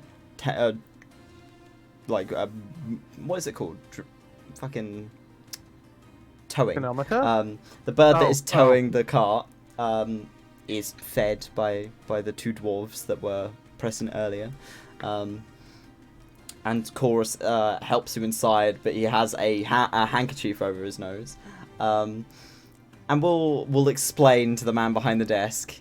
We ran into a little bit of trouble, and we need baths to be run in each of our lords, ladies, and nobles' quarters. And they go, Multiple. and they sort of nod. He's like, oh yes, of course. And he begins kind of doing the necessary things. You see a variety of what you would assume to be servants running about and getting things sorted on your behalf. And Chorus kind of bows to you and says, if you require me, just call for me and I will come. I'm at your beck and call, my lord. Aye, thank you. Much Thanks, appreciated. Chorus. He bows to each of you, and you are each escorted to your bedrooms. And they're all pretty much the same, apart from Estella's having a gold cot in it. But you enter into this room, and it is a large open space with a four-poster bed. With white and green silks that are laying across it. The floor is marble and polished beyond belief. You can see your reflection in it. There is kind of a gold tracing around the ceiling. And in one corner of the room, there is kind of an inset down that kind of falls into the floor, that is built into the floor, with a few steps that is filled with water, with a sort of a small waterfall-esque feature that is set into the wall that is flowing into it and then piping out from the bottom. There is a handful of very intricate arcane sigils that are placed around this bath, you would assume, that each servant that is escorting you will invoke, and you watch as the water begins to heat up and warm up to a comfortable temperature. There's sort of a steam that begins to fill the room. There is sections of the room that are kind of segmented off with screens of like beautiful kind of ivory coloured wood that have all been like set up with like clothes and etc. And you have a person each in your rooms who is sat behind this screen, and they are setting up a variety of tailoring equipment. They will kind of cut themselves off or leave if you would like them to leave if you are taking your bath now, because they would prefer you to be clean so that they can, do what they need to do. Dressera won't have a tailor because of the charlatan stuff. Yes, I think you told them that you didn't need one, so your room is empty. Ball time. Thumb immediately dive bombs into the water, face down. Good. Before Stella goes into their room, they just want to go to Dressera and just hold their hand out. Dressera repeats the hand. High five. Dressera kind of swells, but at the same time you can see that she's just drained. That was really cool. Couldn't have done it without your illusions. Proud of you. I'm proud of you. Let's hope we never have to do that again. Or at least with me. But those illusions were amazing. Maybe we'll do it again because it was kind of fun. Maybe. Maybe. The tiredness. You can tell, the tiredness is showing on her face. Your Um, leaves are wilting. Go jump in a pool. I will do. Thank you. So each Enjoy of your you bath. takes a really very pleasant long bath. You are provided with a variety of different scented soaps. Heliodor's bath smells like lavender. Nice. I'm just As gonna was say requested.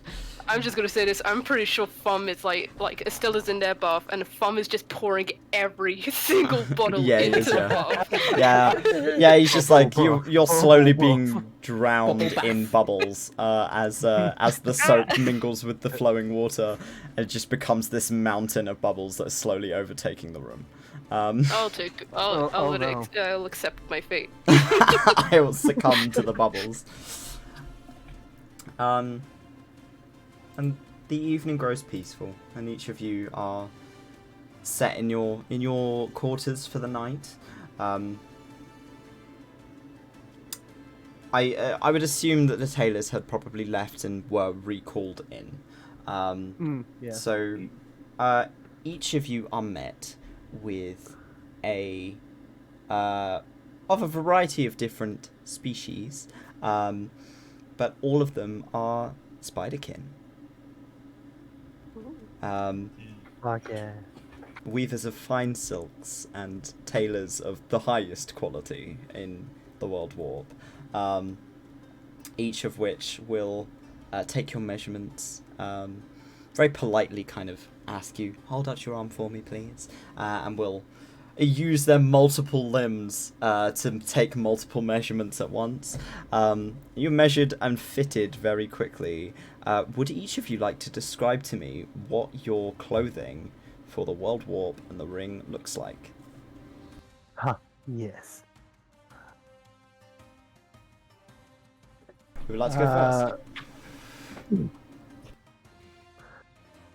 Right. Sure. Heliodor has a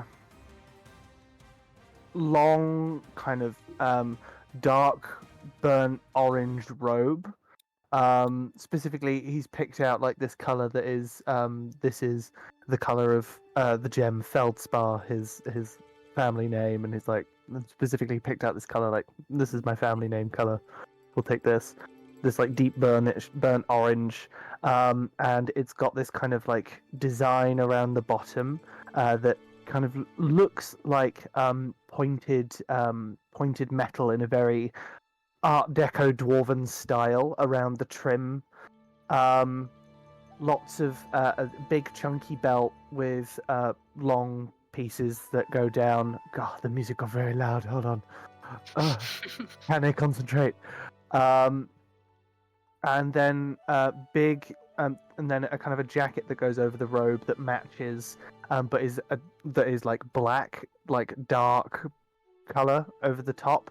Big puffy sleeves, what looks like a kind of a mantle around the edge that is kind of white padded, with kind of gambeson padding, you know, with the squares, but in between each like point where the lines intersect as a cross, there's like a gem in each bit, with a fur trim that kind of goes around the outside of his shoulders, a high collar, and I think like a very nice but also practical looking hat that is warm, and also has like a pair of like nice kind of fur trimmed gloves, and very comfortable looking but well made boots.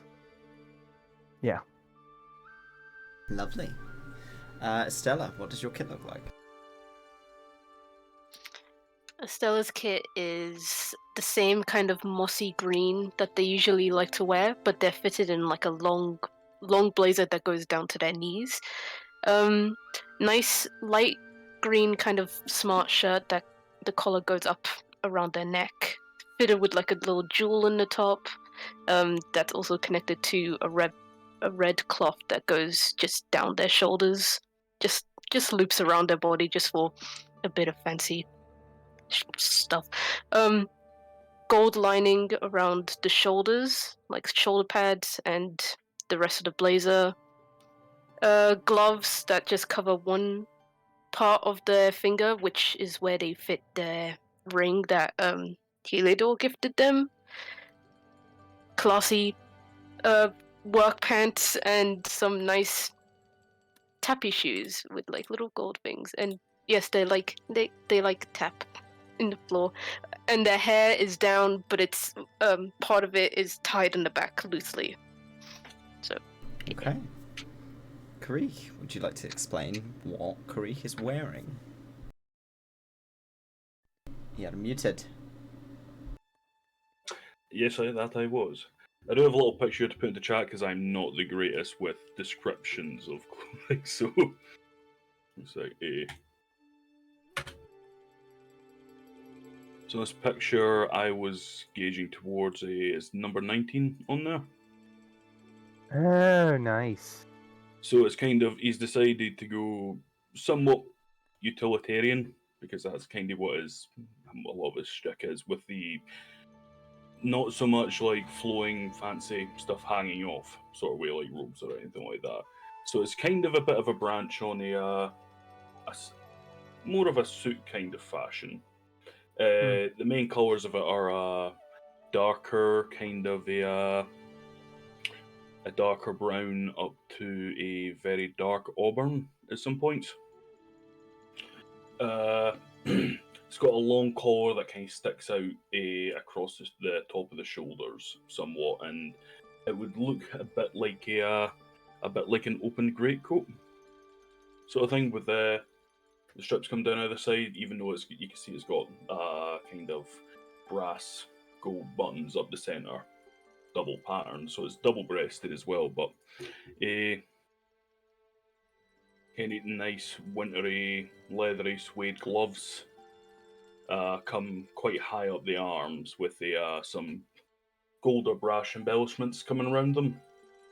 He's got shoulder pads, but instead of like in the picture where it looks like it's brass, it's more leather with brass linings going around it, and maybe not so much a symbol in the center. Yeah, it's more blank in the center. A center belt with a slight chain around the side, and instead of having actual, no, I'd say I'd go with them. It's like brass-esque kind of decorative greaves, if that would make sense. So not something that would take a hit at any chance like that, but it's more just decorative metal. Yeah. And probably the weirdest part for him is a set of boots. He's never worn shoes before, this man. You notice that all of the tailor that's working with you, Karik, is very finely dressed in like silks and this smart jacket, quite similar to the style that they're providing you. It seems like it works quite well for someone like you, and they explain to you as you're kind of making idle chat whilst they're sorting this out for you. They say, "Oh, no, we can get it done overnight, but okay. Don't worry. I will make sure that you have some shoes appropriate for feet like ours, huh?" Okay. It's I've never seen anyone able to actually make them before. I've never really even seen any for our kind before. That is why we are the best in the business. You kind of the palms wiggle a bit at that kind of. They wiggle theirs back. It's a nice sort of connection with people like you that you're not used to. Someone who isn't your family, who seems very well adjusted to life outside in this very industrialized place of the World Warp. And they do manage to provide a set of shoes that fit comfortably and are still practical. That keep your feet warm, considering the ring is going to be cold. But you do not lose the ability for you to move around with the same sort of dexterity that you're used to. I'd say if he gets the boots in night or next day, whatever, it's kind of after he's got them on. It's kind of, you know, when you see people, they put shoes on their dogs and cats, and they're like, yeah, and they're a bit off kilter to start with. He's a little bit like that to start with. Yeah, he's like, oh, these are strange. Dracera, would you like to tell us what like what Dracera's charlatan's wardrobe is going to look like. Yes.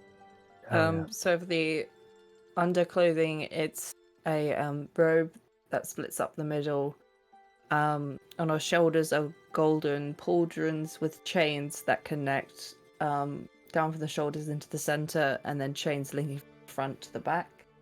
It buttons up the middle, and it begins orange and then slowly fades into a blue near the end. And then down the button pattern are leaves slowly falling down to the bottom. She's wearing blue fur-lined boots with dark blue trousers as well. And then over the top is a deep blue cloak with Dylan's symbol on the back that is also fur-lined as well, in this sort of light blue tinted fur around the edges. She has some sort of decorative rings as well, but she's going for that I'm a paladin, but I'm cute vibe.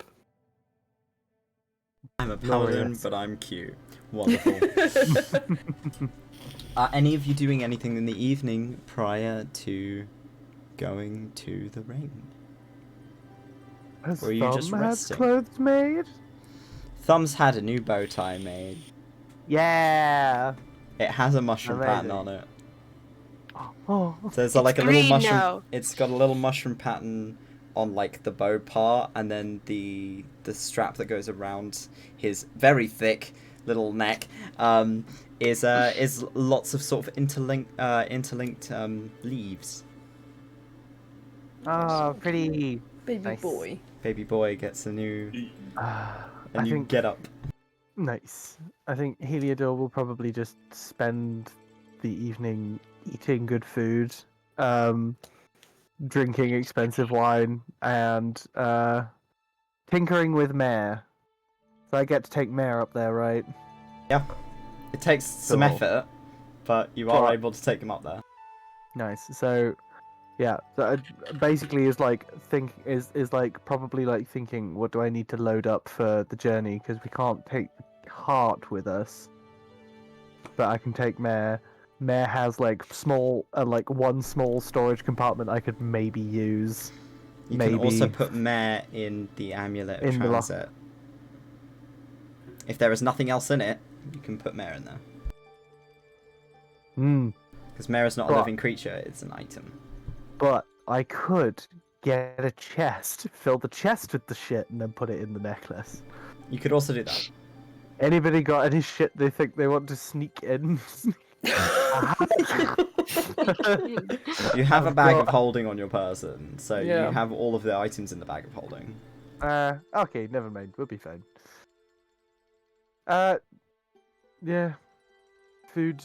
We'll get pastries on the way to the ethereal pass in the morning, Okay. and and enjoy. Do I know of any pastry shops up on the ring as well? There is another Hearts and Flowers on the other side of it. Nice, cool. I'll look at Estella and be like, and you'll never guess what? There's another one up there. I'm buying the entire store. What about if you buy half the stock from down here and then half the stuff from up there, and then you have just a whole set? But I'll you open my own benefit store. both businesses. Yeah. I mean, they're like eating a pastry right now. Oh. Yep. Nice. Right. Okay, I'm gonna go pray and then go to sleep because I do that now. Okay, night. Heliodor will go away. And You're resting for the evening then. pray to Delpen. Okay. What are the rest of you doing? I think Is there anything Kareem- around?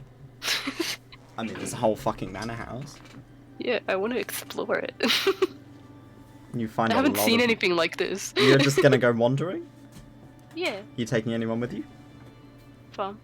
Just If anyone else sees Estella just wandering by themselves, can join.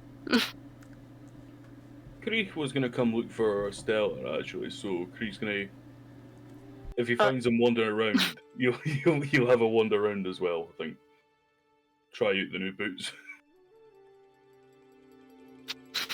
Okay, You're so walking you're going for a funny. wander. Are you looking for anything particular or just looking around? I'm just looking around. It's pretty.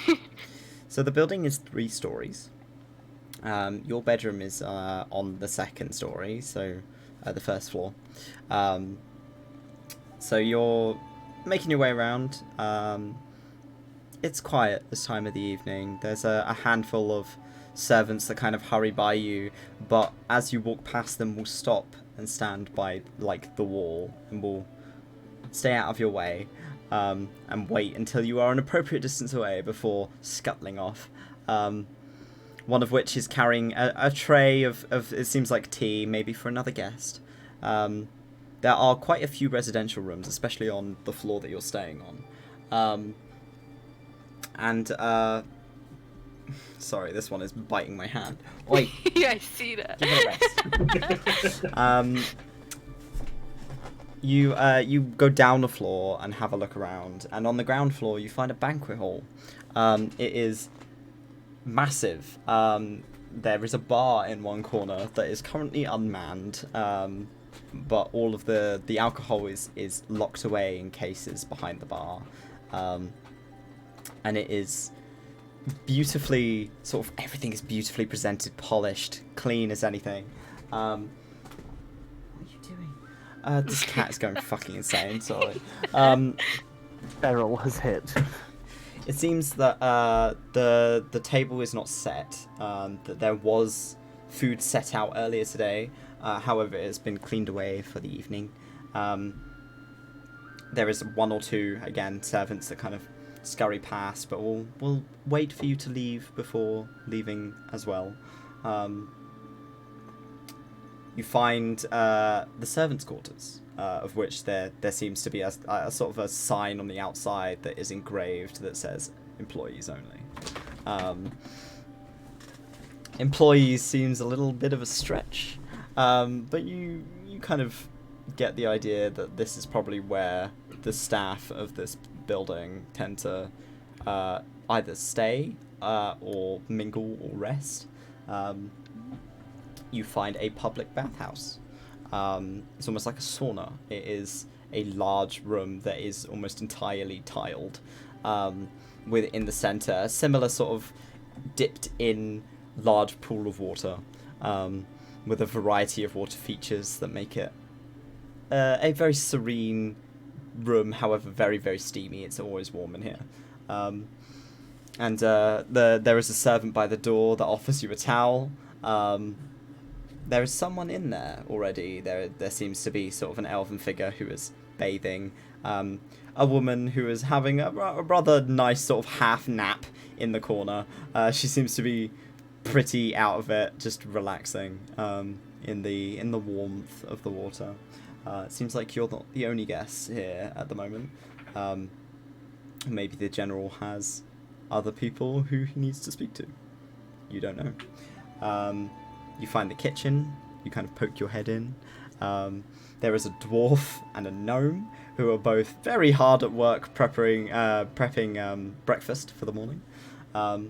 Both of them kind of look in your direction, and the gnome scuttles over and asks if there is anything you want prepared. They will prepare it for you right away. Is there anything you want?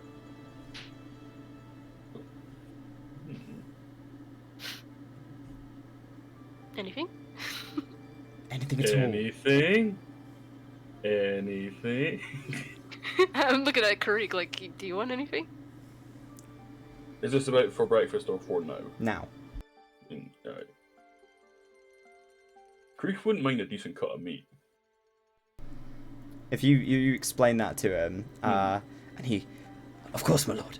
And it's like, how do you have your meat prepared, sir? Nicely right in middle. I'll prepare you a rare steak. Would you like it to your room, sir? Gail, please. Yes. And he hurries off and begins sort of like he walks into a room that on the outside has a variety of kind of, again, these arcane sigils that are board around the door, and one placed quite heavily on this metal door on the front. And as you see him open it, there is this blast of cold air that happens to sort of steam almost as it hits the warmer air of the kitchen. And he scuttles inside. A fridge or a freezer of some description that he has or they have concocted for keeping meats and whatnots fresh. So he hurries in there and comes back out. You see the slab of meat, beautiful piece of meat. It's marbled, and he's absolutely prepping it, getting some garlic, some thyme, sort of, or is seasoning it. It'll be brought to your room, sir. Thank you. I was in fact, no, never mind. I'll think of that later. You leave them to it. For some reason, I thought it'd be interesting to try. I know they've just been for a bath, but I think the bathhouse still sounds relaxing. There is a as you continue down the hall, there is almost like a study room. It's more like a communal space with lots of sofas and like big chairs and like lanterns that are lit in each corner. Some bookcases with a variety of your standard kind of books on it. There's some like books about simple magic. There's some books about history. Just sort of your average kind of stuff that you have in a communal reading space. It's a very warm room. There is a fire lit in one corner. There doesn't seem to be anyone in here as you walk in. But overall, the manor house itself is quiet and peaceful, and beautifully presented no matter where you go. Do you want to go to the bathhouse? I think that would sound quite nice. The beds they have there are quite nice. I was thinking of finding like a place where I could look outside. Because this is a very tall building, and if I can see outside and look down on everything, that'd be very cool. There are balconies on the third floor. Yeah, that's where I want to go. Or the second floor, sorry. It would be the third story. That's good look. So you make your way up the stairs. And to one of these opening sort of French doorways that opens out into a large kind of archway balcony. There are roses that are interwoven over the banister as you lean out, and you can see the city, and it's beautiful. It's just this glimmer of hundreds of lights in the dark, this distant chatter of nightlife. You can see the roofs of many houses, and in the dark, distantly, the castle. Yeah, this is what I wanted. Set thumb down, and now they're just like leaning on the balcony. It's a clear night.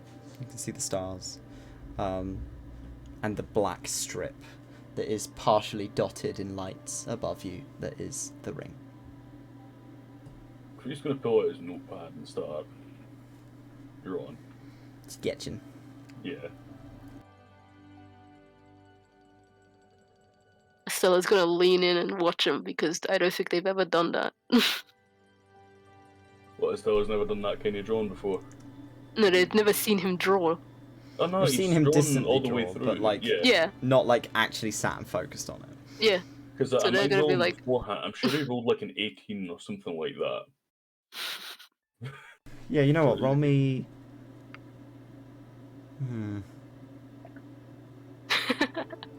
I'd say a sleight of hand. Let's see how your sleight of hand is.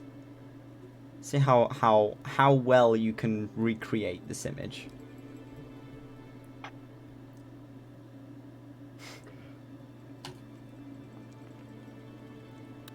Fuck. So cities are still new to you. You're used to natural landscapes, maybe the occasional house dotted around. This is difficult. It's not like anything you've drawn before. It's a faithful recreation, if a little bit on the artist's interpretation side. So But he's it's drawn still- houses and stuff before. Like Yeah. he drew a kind of scene of the Violet City.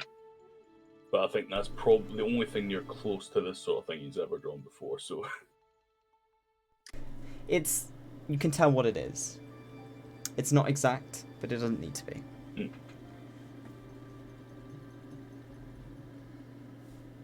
Is that the castle? Girl, that there.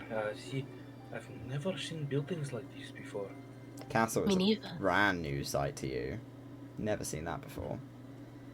I'm usually used to trees being up this high. I know it's strange when we arrive here in day.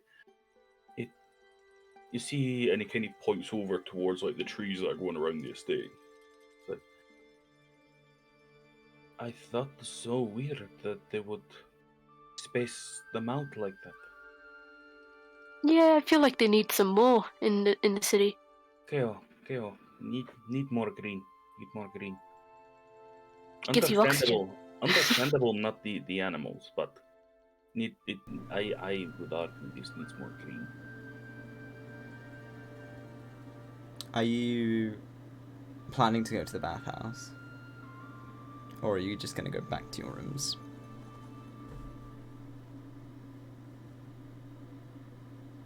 I think Curry, if he knows the kind of time that the chef's got to take the food down from, he'll go have that and then go to the bathhouse for a wee bit.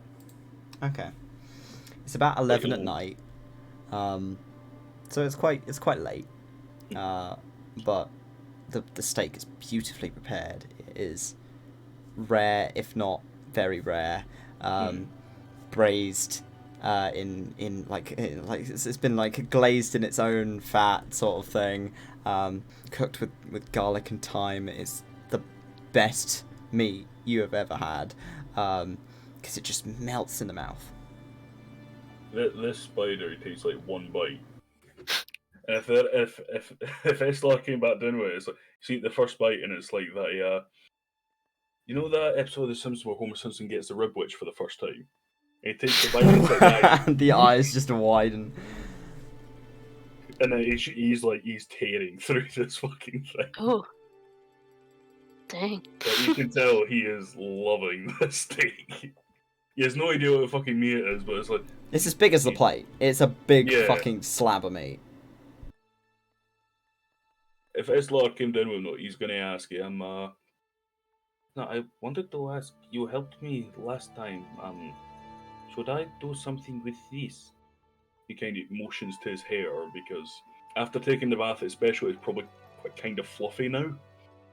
But it's also like, it's longer than what it was beforehand. It's probably, he's not really thought to cut it. It's like down at his shoulders now, if not just past them now. Ooh. Oh my god. Oh my god. Sorry, the cat just caused some chaos. What's new? Sorry, the whole ring light setup fell over. It was terrible. Oh, This Jesus. cat is the bane of Toby's existence now. Just remember, Toby, whatever you do not set any cans of Monster next to edges. Oh no. That would be an expensive mistake. Don't worry Stella's, about it, it's fine. Stella's asking, you want me to do your hair? But you did it the last time for him, didn't you? Did I? Mind when we were at the Violet City, we got dressed up fancy, and he had his hair all done up for going in. I don't think you think- did that. You did something very basic with it, but now there's a lot more Yeah. hair. Yeah, because he's wondering if he could get any of it cut or anything like that. It's like, yeah, if I do cut it, I probably should go for another bath afterwards, so I'm not covered in like hair. I mean, it is now like nice and fluffy. I can try cutting some bits. I won't shave it like I did with me, Mm. but You just wonder if you have any ideas of if you think should do something with it. it's long enough that I can put a plait in it. Oh, that would be cool. Do you know what a plait is? Kale, it is. Okay. For you He's to kind say. of sat there, it's like, You've seen or Dracera am I with plants. mistaken? Yeah, I was thinking, am I mistaking braids with plaits? I think is what I'm They're thinking. pretty much the same. Yeah. Plaits are just heavier, like bigger, more hair. Gale, you can do that. I'll add some braids. So you're gonna do Carice's hair. Yeah. Okay. So we'll leave you two doing getting ready for the morning. Dracera, is there anything you're doing this evening, or are you just resting? Probably just recuperating from like After that shit show. Yeah, the Get entire to the day. bathhouse. Just Full like More recovery. water. zoning out into a corner. Like That's been a fair. long day. It has. Laying in the water, soaking up, just resting. Yeah. The night passes. Each of you can take a long rest. Yay! God. You wake up, and it's a bright, sunny morning. Let's just move the time. Okay, so it's a nice sunny morning. And you can feel distantly the buzz of the ethereal pass as some of you have your windows open, listening to the birds call. You are each woken and taken downstairs for breakfast, in which you are served literally anything you want. He will Bacon make you pancakes. another I want steak. bacon pancakes. Pancakes. Heliodor, you've been in this banquet hall before. You were drinking a lot of wine in here with Genka last time you were here. Oh yes. And Oh, that's teasing sad. the other, teasing the rest of the ponces that you were spending your time with. Okay, you're just making fun of the other rich people in the corner while drinking multiple bottles of wine. Looking for more rich people, but it's just us, isn't it? It's just As you far for as I'm now, aware. it seems. Mhm. You don't see the elf from last night, you two. I swear to God, this cat. Stop. Stop that. Go away. Each of you are delivered a package with your clothes already made and tailored for you. Isaac, go away. Stop that. It's causing There's issues. there's just a servant in the corner called Isaac who's just going. Oh. Okay. There's just no in the in the manor. There is a cat sat in the corner. It's got Isaac. a bow tie and a collar put Oh. round on it. Just sat there, just like proudly watching over the room. It's actually a scrying cat. Oh God. Heliodor will kind of very happily finish his food, go upstairs with his package, and get changed. All of you are kind of getting yourselves ready, getting into your nice new clothes. Other than Dracera, who just instantly changes their clothes into this beautiful setup as described. Right, show off. Saves you a lot of time, doesn't it? And Chorus will escort all of you down to the reception. Says we've prepared a carriage for your travel to the ethereal pass. If you have your scrolls and tickets ready, we should make it right on time if we leave now. Fantastic. Let's Einstein and Google. Where's Mayor? Mayor's outside, right? Your bear has been put in a paddock. I would like my bear. I will go and retrieve the bear. Thank you. Yes. Mayor. The mare, I see. And Chorus kind of scuttles outside and will ask the servants to go and collect Mare. Outside as well. And again, you're presented with this same carriage as yesterday. It seems to have been washed since yesterday as well, like overnight. And the bird who is presently being fed by a half-elven person in sort of the same white attire, who has got like a bag, and they're sort of dealing with the caring for the animal. And are you all just getting into the car? Is there anything you're doing? I'll wrap Mare into the locket and then get into the carriage. Chorus is going to say nothing watching that. Good. It's just like, you people are fucking weird. And You're get into welcome. the carriage. I'm glad we're giving you stories to talk about with your friends later. I think Chorus has friends. Oh, that's rough, man. He's got us. That's He's got rough. us as well. Buddy. It's accurate. Are any of you doing anything before you head off? Crunch. We need to top off at the patisserie. Well, there's one up top, isn't there? That's true, there is one up at the top. So you're going to go to the one on the other side of the ethereal pass? Is it more expensive? You don't know. I'm sure more it expensive, is. isn't I it? will. Is it more expensive up there? No, it's the same price. There.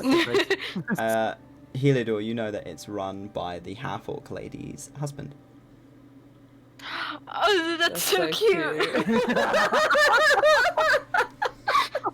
Oh, he's that was a very sort of meek gnomish man, with a very fantastic Stop it. moustache. Oh, I explained this. we've got to see him. I explained that to Estella specifically. Oi, stop it. He's delightful. Sobs. Wails into the distance. Okay, so you're heading off to the ethereal pass. Remember, Kariki gets in and you can see after like his second giant meal, he's just. Oh. Oh. Just, oh. That was a good breakfast. Mind the cat. I think that's the most you've ever eaten. Oh, it's because he's invisible. Cat? No, it's because Karik was invisible. I was like, where's Karik? Oh, wait. Okay, so you all head to the ring. Or not the ring. You head to the ethereal warp. And you watch the last set seem to have left a little while ago. There are a few guards who are stood around the entranceways to the sort of teleporter in the middle, and a handful of different people who are waiting for their effectively their train.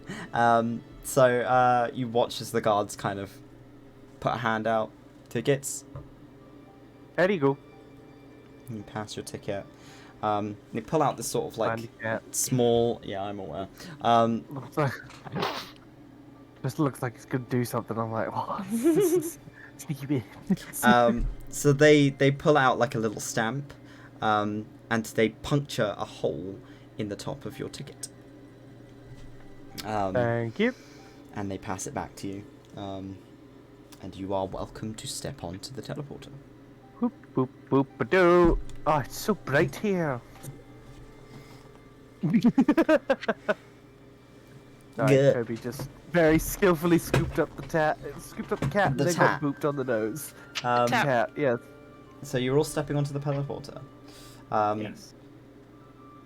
As you do, you can feel from the bottom of your feet, right, like travel up from your feet to the top of your head. There is this like shiver. Best way I could describe it is like static that passes up from your feet to the top of your head. In a moment, just maybe a half a second. That is a lot of magic that is being sort of pumped through the floor and is dissipating half into the air and half through you. And you aren't the only people to step on. You see a handful of other people sort of get their tickets punctured and step on. You see Cora stood off to the side with the cart, and he gently waves you off. See you again soon. And you hear one of the guards call last calls, and some people kind of scuttle on, like quickly hurry on so that they catch their train. You lot, stop it. The damn thing. What are you talking about? there is this sudden silence. All of the chatter of the platform begins to dull into nothingness, and it feels like you've almost been put into this ball of muffled sound. You can barely hear anything. You can barely hear each other talk as you're making conversation. And there is this flicker, and you watch each of your companions in front of you almost get rendered in half for a split second. You watch them split and vanish. What? And you, as well, also are split in half. And there is this feeling of you rushing through something. There is wind on your face. You can feel the cold air as it begins to sort of prickle against your skin. And for maybe about 5 seconds, it feels like you are being forced at speed through a tunnel. This pressure around you of magic as it pulls you from one point to the other. Suddenly, you're back on your feet, and you're intact. The magic begins to dull again. And you are on the ring. Whoa! Sorry, that's so cool. Oh my god. The setup here is clearly very different to how it is on Sif. And you look up and you can see the planet above you in the sky, taking up the majority of your vision of the sky. You can see countries, you can see clouds, you can see oceans as you look up to where you've just come from.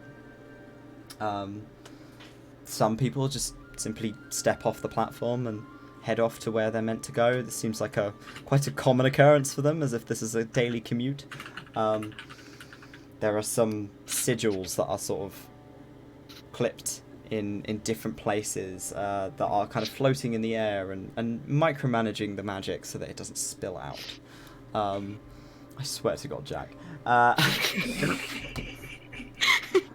You see in one corner, you see two very young-looking people in robes, in wizard robes.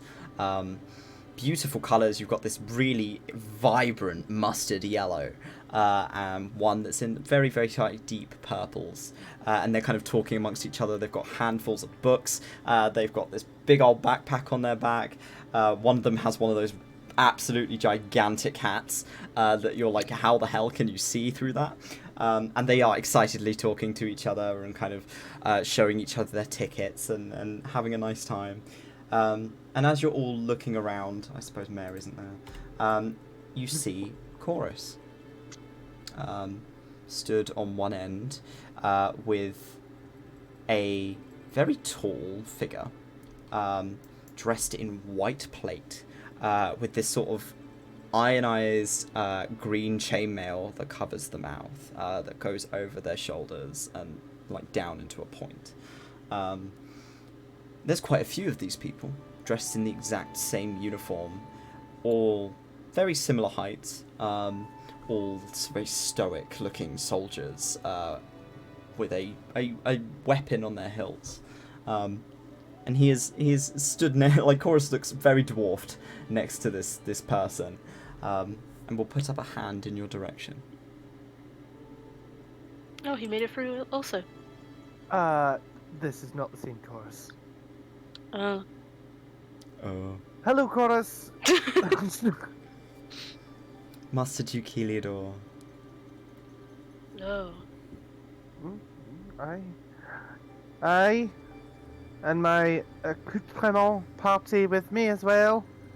Come along. He bows to each of you. It's a pleasure. My name is Chorus. Aye, we know your name. I'm sure you do. And he smiles. I will be escorting you with the carriage to the Citadel, if you're ready to travel.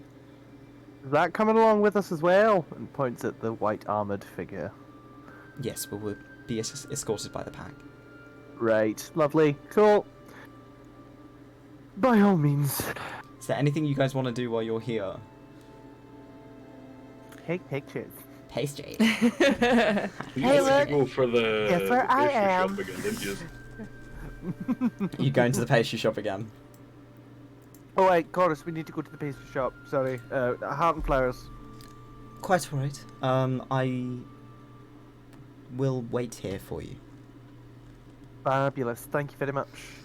You see just off of the platform, off to one side, is a very similar looking little pastry shop with the same sign hanging outside, with a slightly different array of pastries, but mostly the same, in the window.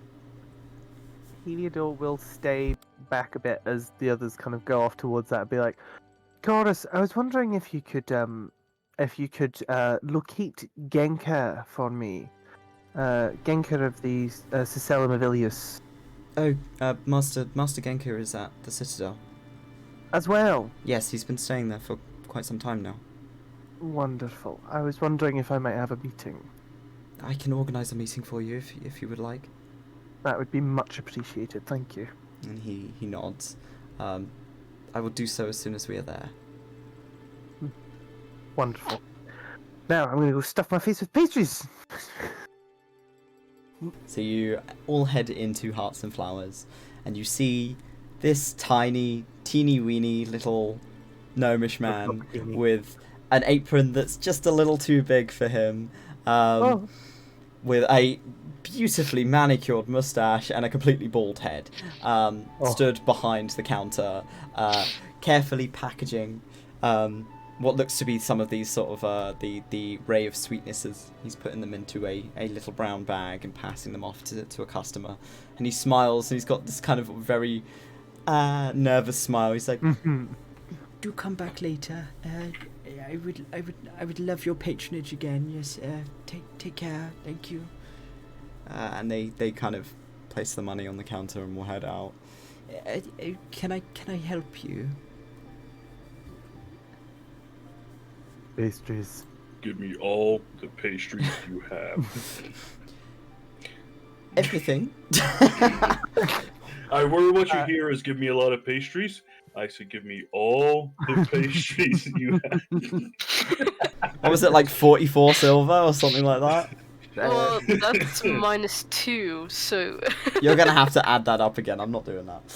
I would want like a strudel and a pot of tea, please. Of course, if you'd like to take a seat, I could bring it over to you. Thank you very much. And you see him turn around and go, Caitlin, darling, can you boil some tea? and you see come out of a back room is this kind of short half-orc, with like bright red hair, and she is like covered in freckles, and she goes, okay, pa, and she starts sort of putting some water in a pot and begins boiling some water Little for family you. business. Ah, my heart. Is there anything else I can get for anyone? Where was I'm the getting there. thing we got? The menu is in references. Oh, 54. 54 silver pieces, so 5 gold and 4 silver. Oh. Yeah. Are you gonna Okay. buy everything on the menu? Yes. Nice. Are you It's not- quite sure? That's an awful lot of money, my dear. It's not only just for the pastries, it's because I just want to support and give some for this shop. I met the other one downstairs. Oh, you met my wife. Oh, yes, she's a darling. I don't get to see her very often. We can't always afford to get the travel, but it's good to see her. I'm glad that she's doing well. Take my money, so you can use that to go see your wife. Take my money! It's about $2,000 a ticket. That's why he can't afford to go Oh, and see her very often. You should get a business pass.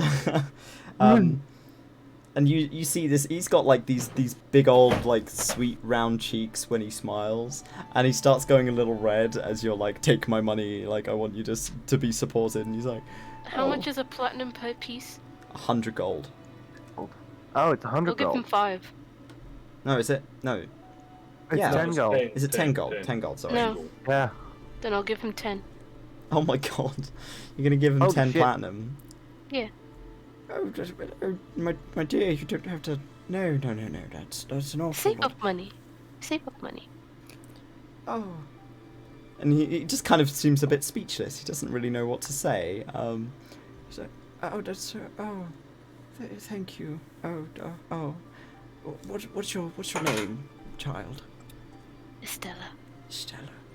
And he seems to write it down. He's like, oh, thank you. When you are you staying on the ring for very long, my dear? Like maybe a bit.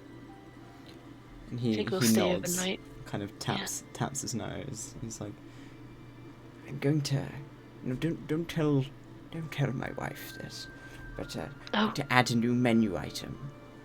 I'm going to name it after you. No, stop. Yes. I'm crying. Don't cry. Oh god. You're very, very generous, and I'll make something new just for you, my dear. Thank you. He smiles at you, puts the money under the counter, and he's like, I'll get those prepared for you just right away. And he Do we know his name? Yeah, fuck you. Toby. You're gonna have to pull these out your ass. I do You need have to know names. I have names written down. Wait, hold tight. Oh my god, yes. Oh my gosh, yay. Yay. Okay, so his wife is called Nada, Oh. and he is called Alias, and his child Oh. is called Caitlin. Alias. What did you say the first name was again? Alias. His His name name is is Alias. Alias. His wife is Because Vida. No. Wait. So, the his I think alias that's is Alias. Alias and Caitlin. There you go. So is Nada a full orc or a half orc? She's a half orc. And their kid is. Half orc, half gnome. Quarter orc. Yeah, pretty much a quarter orc, half gnome. Would it be a She's quarter very orc, 3 short. quarters name? Yeah. Well, no, yeah, well, no, she's that the means other that half the is other human. half orc- So Yeah, because there's a half orc that's human and a half quarter orc. orc, quarter human, half half gnome. gnome. gnome. I love this well. She's a whole so setup, beautiful. bro. I love that for her. Nature. It's so lovely. Get it off. So nice. This is sickeningly sweet. I want to get to Cora. Where is Oh, it's Cora? coming. Don't worry, King. Yeah. Oh. Shut up, let me enjoy this. So he prepares like another little bag with this little tiered system in the bag for you to have all of your pastries, and passes it over to you, and your pot of tea is brought over to you, Heliodor, and your pastry. Thank you very much. Either of the other two of you having anything before you head out? You can have They have some a- pastries. Estelar. Mm. What was the thing called again that was had the it The- had cheese pastry pie thing? Cheese? Yeah, there was a feta cheese. There was a It's the it begins with an S. Wait, Bannock Spanakopter. type tribe. I'm yeah. biologically vegan, so I can't.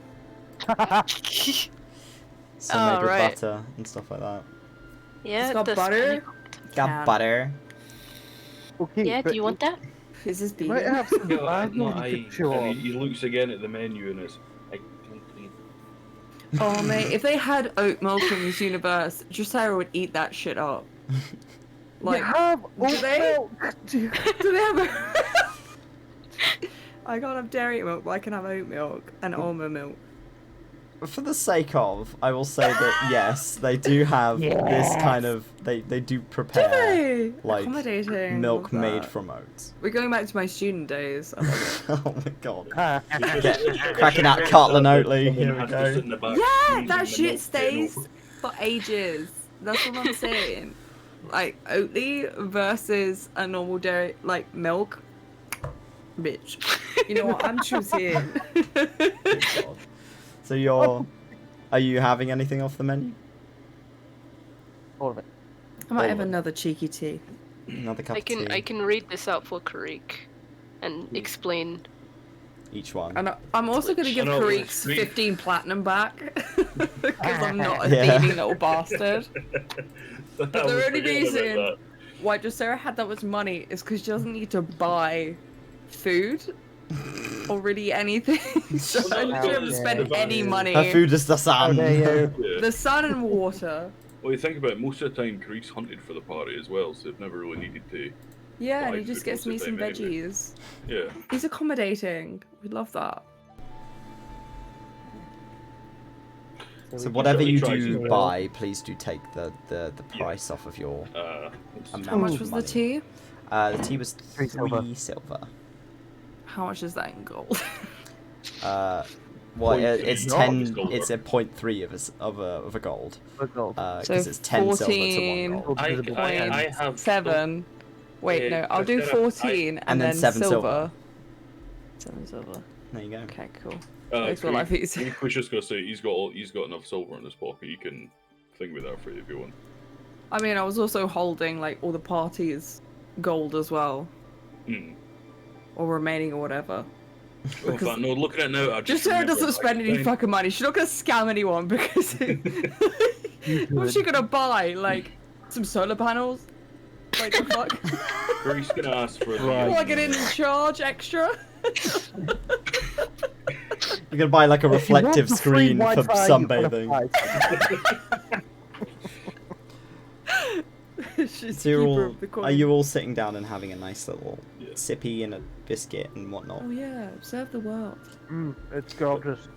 We're living, laughing, and loving right now. Karik's gonna get the. I will pastry kill thing you. and he's gonna Yo. get You're gonna get a what? Sorry. the Banacopita, Ah, Spanakopter, right. and you go for a pot of tea as well. He's gonna. So that's 6 and 3. So he's just gonna hand over a golden pill and keep the change on it. Just keep it. This, your little band is so very, very kind. Oh, thank you. He seems They are a little band. You see Uh, that mistakenly there's an extra. How dare There's you. an extra gold on there, so he actually gives him 2 gold. You see he passes one of the platinums to his daughter, and she stares at it like she's never seen a platinum before. She's like, "Wow, it's so shiny." She just kind of wiggles it around and looks at it, and they're kind of like making cute family banter behind the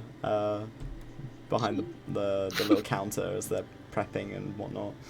Bring over your cups of tea and your pastries. Pastries are just as good as they were on Sif. Yeah. Nice. So you have a nice little like half hour before. I want to ask them a question. Oh yeah, what would you like to ask? So you don't get to use the world wall that often? Oh no, it's for the people that live here, the people that study here, and you know. Well, surely you could just ask for leave to visit your family. Occasionally, but it is a once a year trip. Once a year. He smiles and nods. It's quite all right. It's a nice holiday. Sometimes I send just Caitlin on her own. She's old enough now, and she goes and visits her mother for the year, and then she will come back and spend time with me for the year. We're not separated, but we are separated physically. Yes. Well, Of course, we have important matters to deal with, but I'm sure we can speak to someone high up and get you a pass to visit your wife whenever you want, or maybe more regularly. You don't have to do that for me. It would be no trouble. Alias looks like he doesn't really know what to... or Elias, sorry, or however I pronounced it earlier. Alias. Alias. Wrote his name down. Yeah, Alias looks... he looks a little... He looks very flattered, very overwhelmed almost, that he doesn't really know how to respond to that. Karika is going to put down the 15 that Dracera gave him back. He's going to put that down and put it towards him as well. Oh no! That's awful lot. No, please. I know the feeling of being separated by distance from loved ones. Please.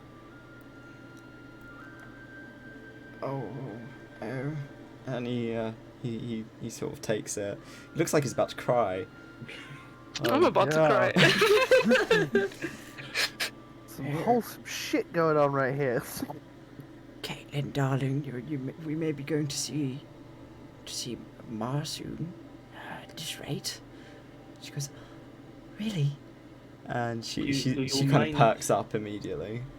Do you mind if I ask, I know it may be personal, how much more you need? Oh, I'm not sure. I would have to sit and do a count. It's we sometimes we do well and sometimes we don't. It's I would have to take an evening to do some counting and let you know. We can But come back. I would not expect you to pay for If that you at all. let me know by the time I'm sure we will visit again before we head back. Let us know how much more it is would be needed. But hopefully we can arrange something for you. It is a shame to be parted from the ones you love. His mustache is so grand that you can't see like his mouth. So when he talks, it just kind of wiggles. And now he's just kind of like trying to. He like pulls a little napkin out and kind of wipes his eyes. And he's like, oh, and you just see kind of the mustache wiggling a little as he's trying to figure out how to say thank you, but he doesn't know how to express it properly. It's like, Eddie, you have as many pastries as you like, as often as you like, okay? You've certainly paid in advance. You need not pay me anymore. That's awfully kind of you.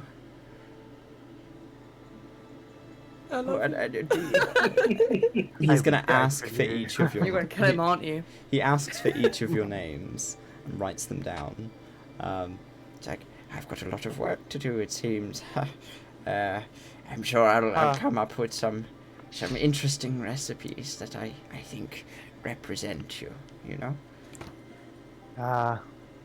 Yes, that sounds delightful. Thank you for the strudel. He nods and kind of bows his head. You're all very, very well dressed and just throwing money at him. And he's like, oh, very overwhelmed little man. We are giving this man dreams and hopes he probably can't deliver on. I'm going to fucking deliver on it. I don't care what I have to do. That's my main plot now. Yeah. I'm done. It's funny because in reality we're technically from poor backgrounds, most of us. Oh yeah, I mean, I fucking don't One of you know. isn't. You are. Yeah. Well, yeah, Oh, yeah, one of us. that's why I said. I didn't need money. I don't know what to do with it. You I live in the don't buy fucking woods. food. I live in the woods. Exactly. Like, the people like have money for some food and shit, and she's like, I get my food. I go swimming. Like, In fact, the in fuck fact, you want? The fuck? there is one thing that is actually kind of funny here in retrospect. Was you mind when we went to Creek's home? There was the big pile of treasure in the corner that Daddy hoards. And it's like, technically he's not poor, but it's the fact of, well, what the fuck? Doesn't would you understand how spend money it You on? works. left it all there, didn't you? No. No, you took it in the bag of holding. It's in order. I'm. You dropped it off. Wait, we You took put it in it, the bag of you took it in the holding? bag of holding when you were traveling, and then you gave it pulled it to out for her. Dati in her burrow in Arda. How So you much have- was there? You don't know, but it was certainly a lot of money. Most of it was in gems. Yeah. Most of it, there was a lot of gold, but there was a lot of it that was in gems. It was Well, Karik's minted, it's Right. fine. yeah. Well, no, Correct, not minted, That it's is minted. fine. That is minted. Right. Right, Which anyway. wife? It's your wife, So- it's shared finances, darling. Oh no. No. Can you write a Right. letter to your wife so she can send some money? For fuck's sake. Right, mummy, could you please give me some money? Well, I she need wish to- she could. This man who is just too damn cute. Sugar mummy, but you're married to if her. we aren't able to convince them to give them a work leave pass to like go back and forth and see each other more often, Karika is considering asking Daddy if he can send some of the horde over to help him. Wow. Shall we leave? You're heading out with your massive bag of pastries, and Estella's just dragging this giant bag of pastries. I still have the other one still over, and I have Look. like 2 arms up. I'm like, Estella supports the working class. Estella is pro-striking. Estella supports local businesses. That's all I'm saying. Don't make me sing that Oh, it's anthem brown. again. Don't make me sing the anthem. Okay. So you are now on The board. red. This is amazing! On the ring. It's got my whole Let it pussy load. quivering. Bird. my computer right. is much more slower than everyone else's. I'm connected to the Ethernet, babes. So you've got a couple of days travel to get Holy to shit. the Citadel. And Chorus is waiting patiently for you outside, smiles. It's like, many a good choice was made, and he kind of gestures to the bag in Estella's hand. Indeed. If you'd like to follow me, Yeah. we'll be heading in a closed-top carriage, if that's all right. By all means, warmer. And he nods. He is more warmly dressed than the chorus on Sif, or at least the chorus copy on Sif. He's sort of got like a fur-lined jacket that is again this kind of like pristine white, and he is followed very closely by this pack guard, who is silent. And just sort of clanks after him as he escorts you to this carriage. It is a very well padded carriage that is a sort of a closed top, almost like one of the fancier ones that you saw heading into the World Warp as you were travelling in. And you make your way inside and settle down. It is significantly warmer inside than it is outside, so you have a comfortable travel. And the pack member sits on the back of the carriage. Outside, just on like a seat on the back of the carriage, whereas Chorus sits on the front, and the carriage itself is towed by the best way to describe it is almost like a selkie like horse. It's a horse with almost like this feathered fin that is peeling off from both sides of its torso, and a mane that is less hair and more like fur that travels straight down its like the center of its back. It's got strangely shaped legs, somewhat similar to a horse but not quite, and seems to make absolutely no noise as it travels. Your ride is silent. It is interesting, but you have some time to kill for this travel. You look Got out the whiskey window. in here. I'm trying to figure out how to describe it. As you're traveling, you kind of look out the windows and have a look. You look up, see Sif, beautiful planet, especially from this far out. But you, as you look ahead towards where on the ring you're traveling, you see the Earth in front of you curve up. You can see your destination almost flat in front of you in the sky, as you're curving around the inside of the ring that is traveling around Sif. It's a strange sight, seeing this strip of land that peels off that rotates around and gets lost behind the planet that takes up the majority of your sky. But it is there as it is. You can see mountains, you can see snow, you can distantly see creatures flying. Large, massive, winged creatures flying around in the sky. The cloud giants. Are you looking for cloud giants? Estella's literally just looking up. They're You're not looking looking at at anything Sif. else. Mm. Yeah, because they're just so, like, they're like, whoa, just the planet, and all I see is space. And you know what they're like without Yeah. space. You can't really see the stars that much from the ring, because your sky is mostly planet. So it's an interesting new sight. Can you roll me a perception check, Estella? Yes. Who's drawing the planet? Can I You're drawing the help? planet. Yeah. Yeah, if you want to help, get advantage. Yeah, I want to help. If be like, Creek's seen a map hey. and seen where a So that'll be Arda where is. that is. Oh, Advantage. Roll with again. advantage. Like, okay. you're looking for kind of over there. That's where the Aces Ridge is. So if you look up just over roll, that, that should be where they are. Fuck me. Not great. It's difficult to determine where he's pointing. You could definitely see the Aces Ridge is the only mountain range on Sif. So you can see from above. You're looking at these gigantic mountains that are tiny, teeny tiny above you. It's really strange to be able to look from the top down on these mountains that were so massive when you were stood next to them on the planet. And they are just hand-sized in the sky above you. And you kind of squint. You can't really see anything other than, the planet. You can't see anything interesting or out of the ordinary other than the sort of foliage that surrounds. You know what? Does Fum see anything? Roll me a perception check. Come on, Fum. Again with advantage. So Thumb is also kind of squinting and trying to Yes. follow Heliodor's finger. And you watch him point and then kind of grab hold of you and make you kind of follow his finger. And you see this figure. A grey-skinned figure. Must be fucking huge to be able to see it from here. Very slowly walking across the cloud cover.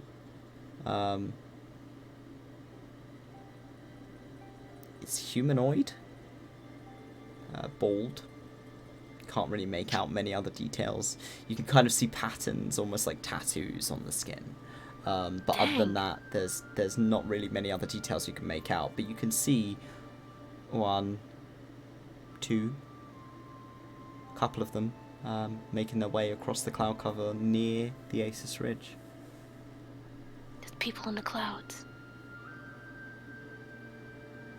I told you. And no one fucking believed you. I still don't My believe you. culture is not lying. We do this shit every year.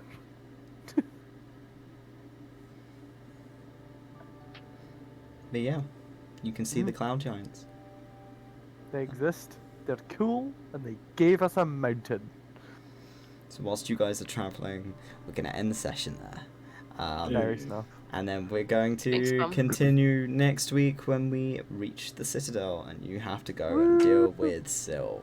And it's going to Sadly, be the end of a the, time. sadly, the end of the good session, the well-numbered session. The hee-haw funny number session.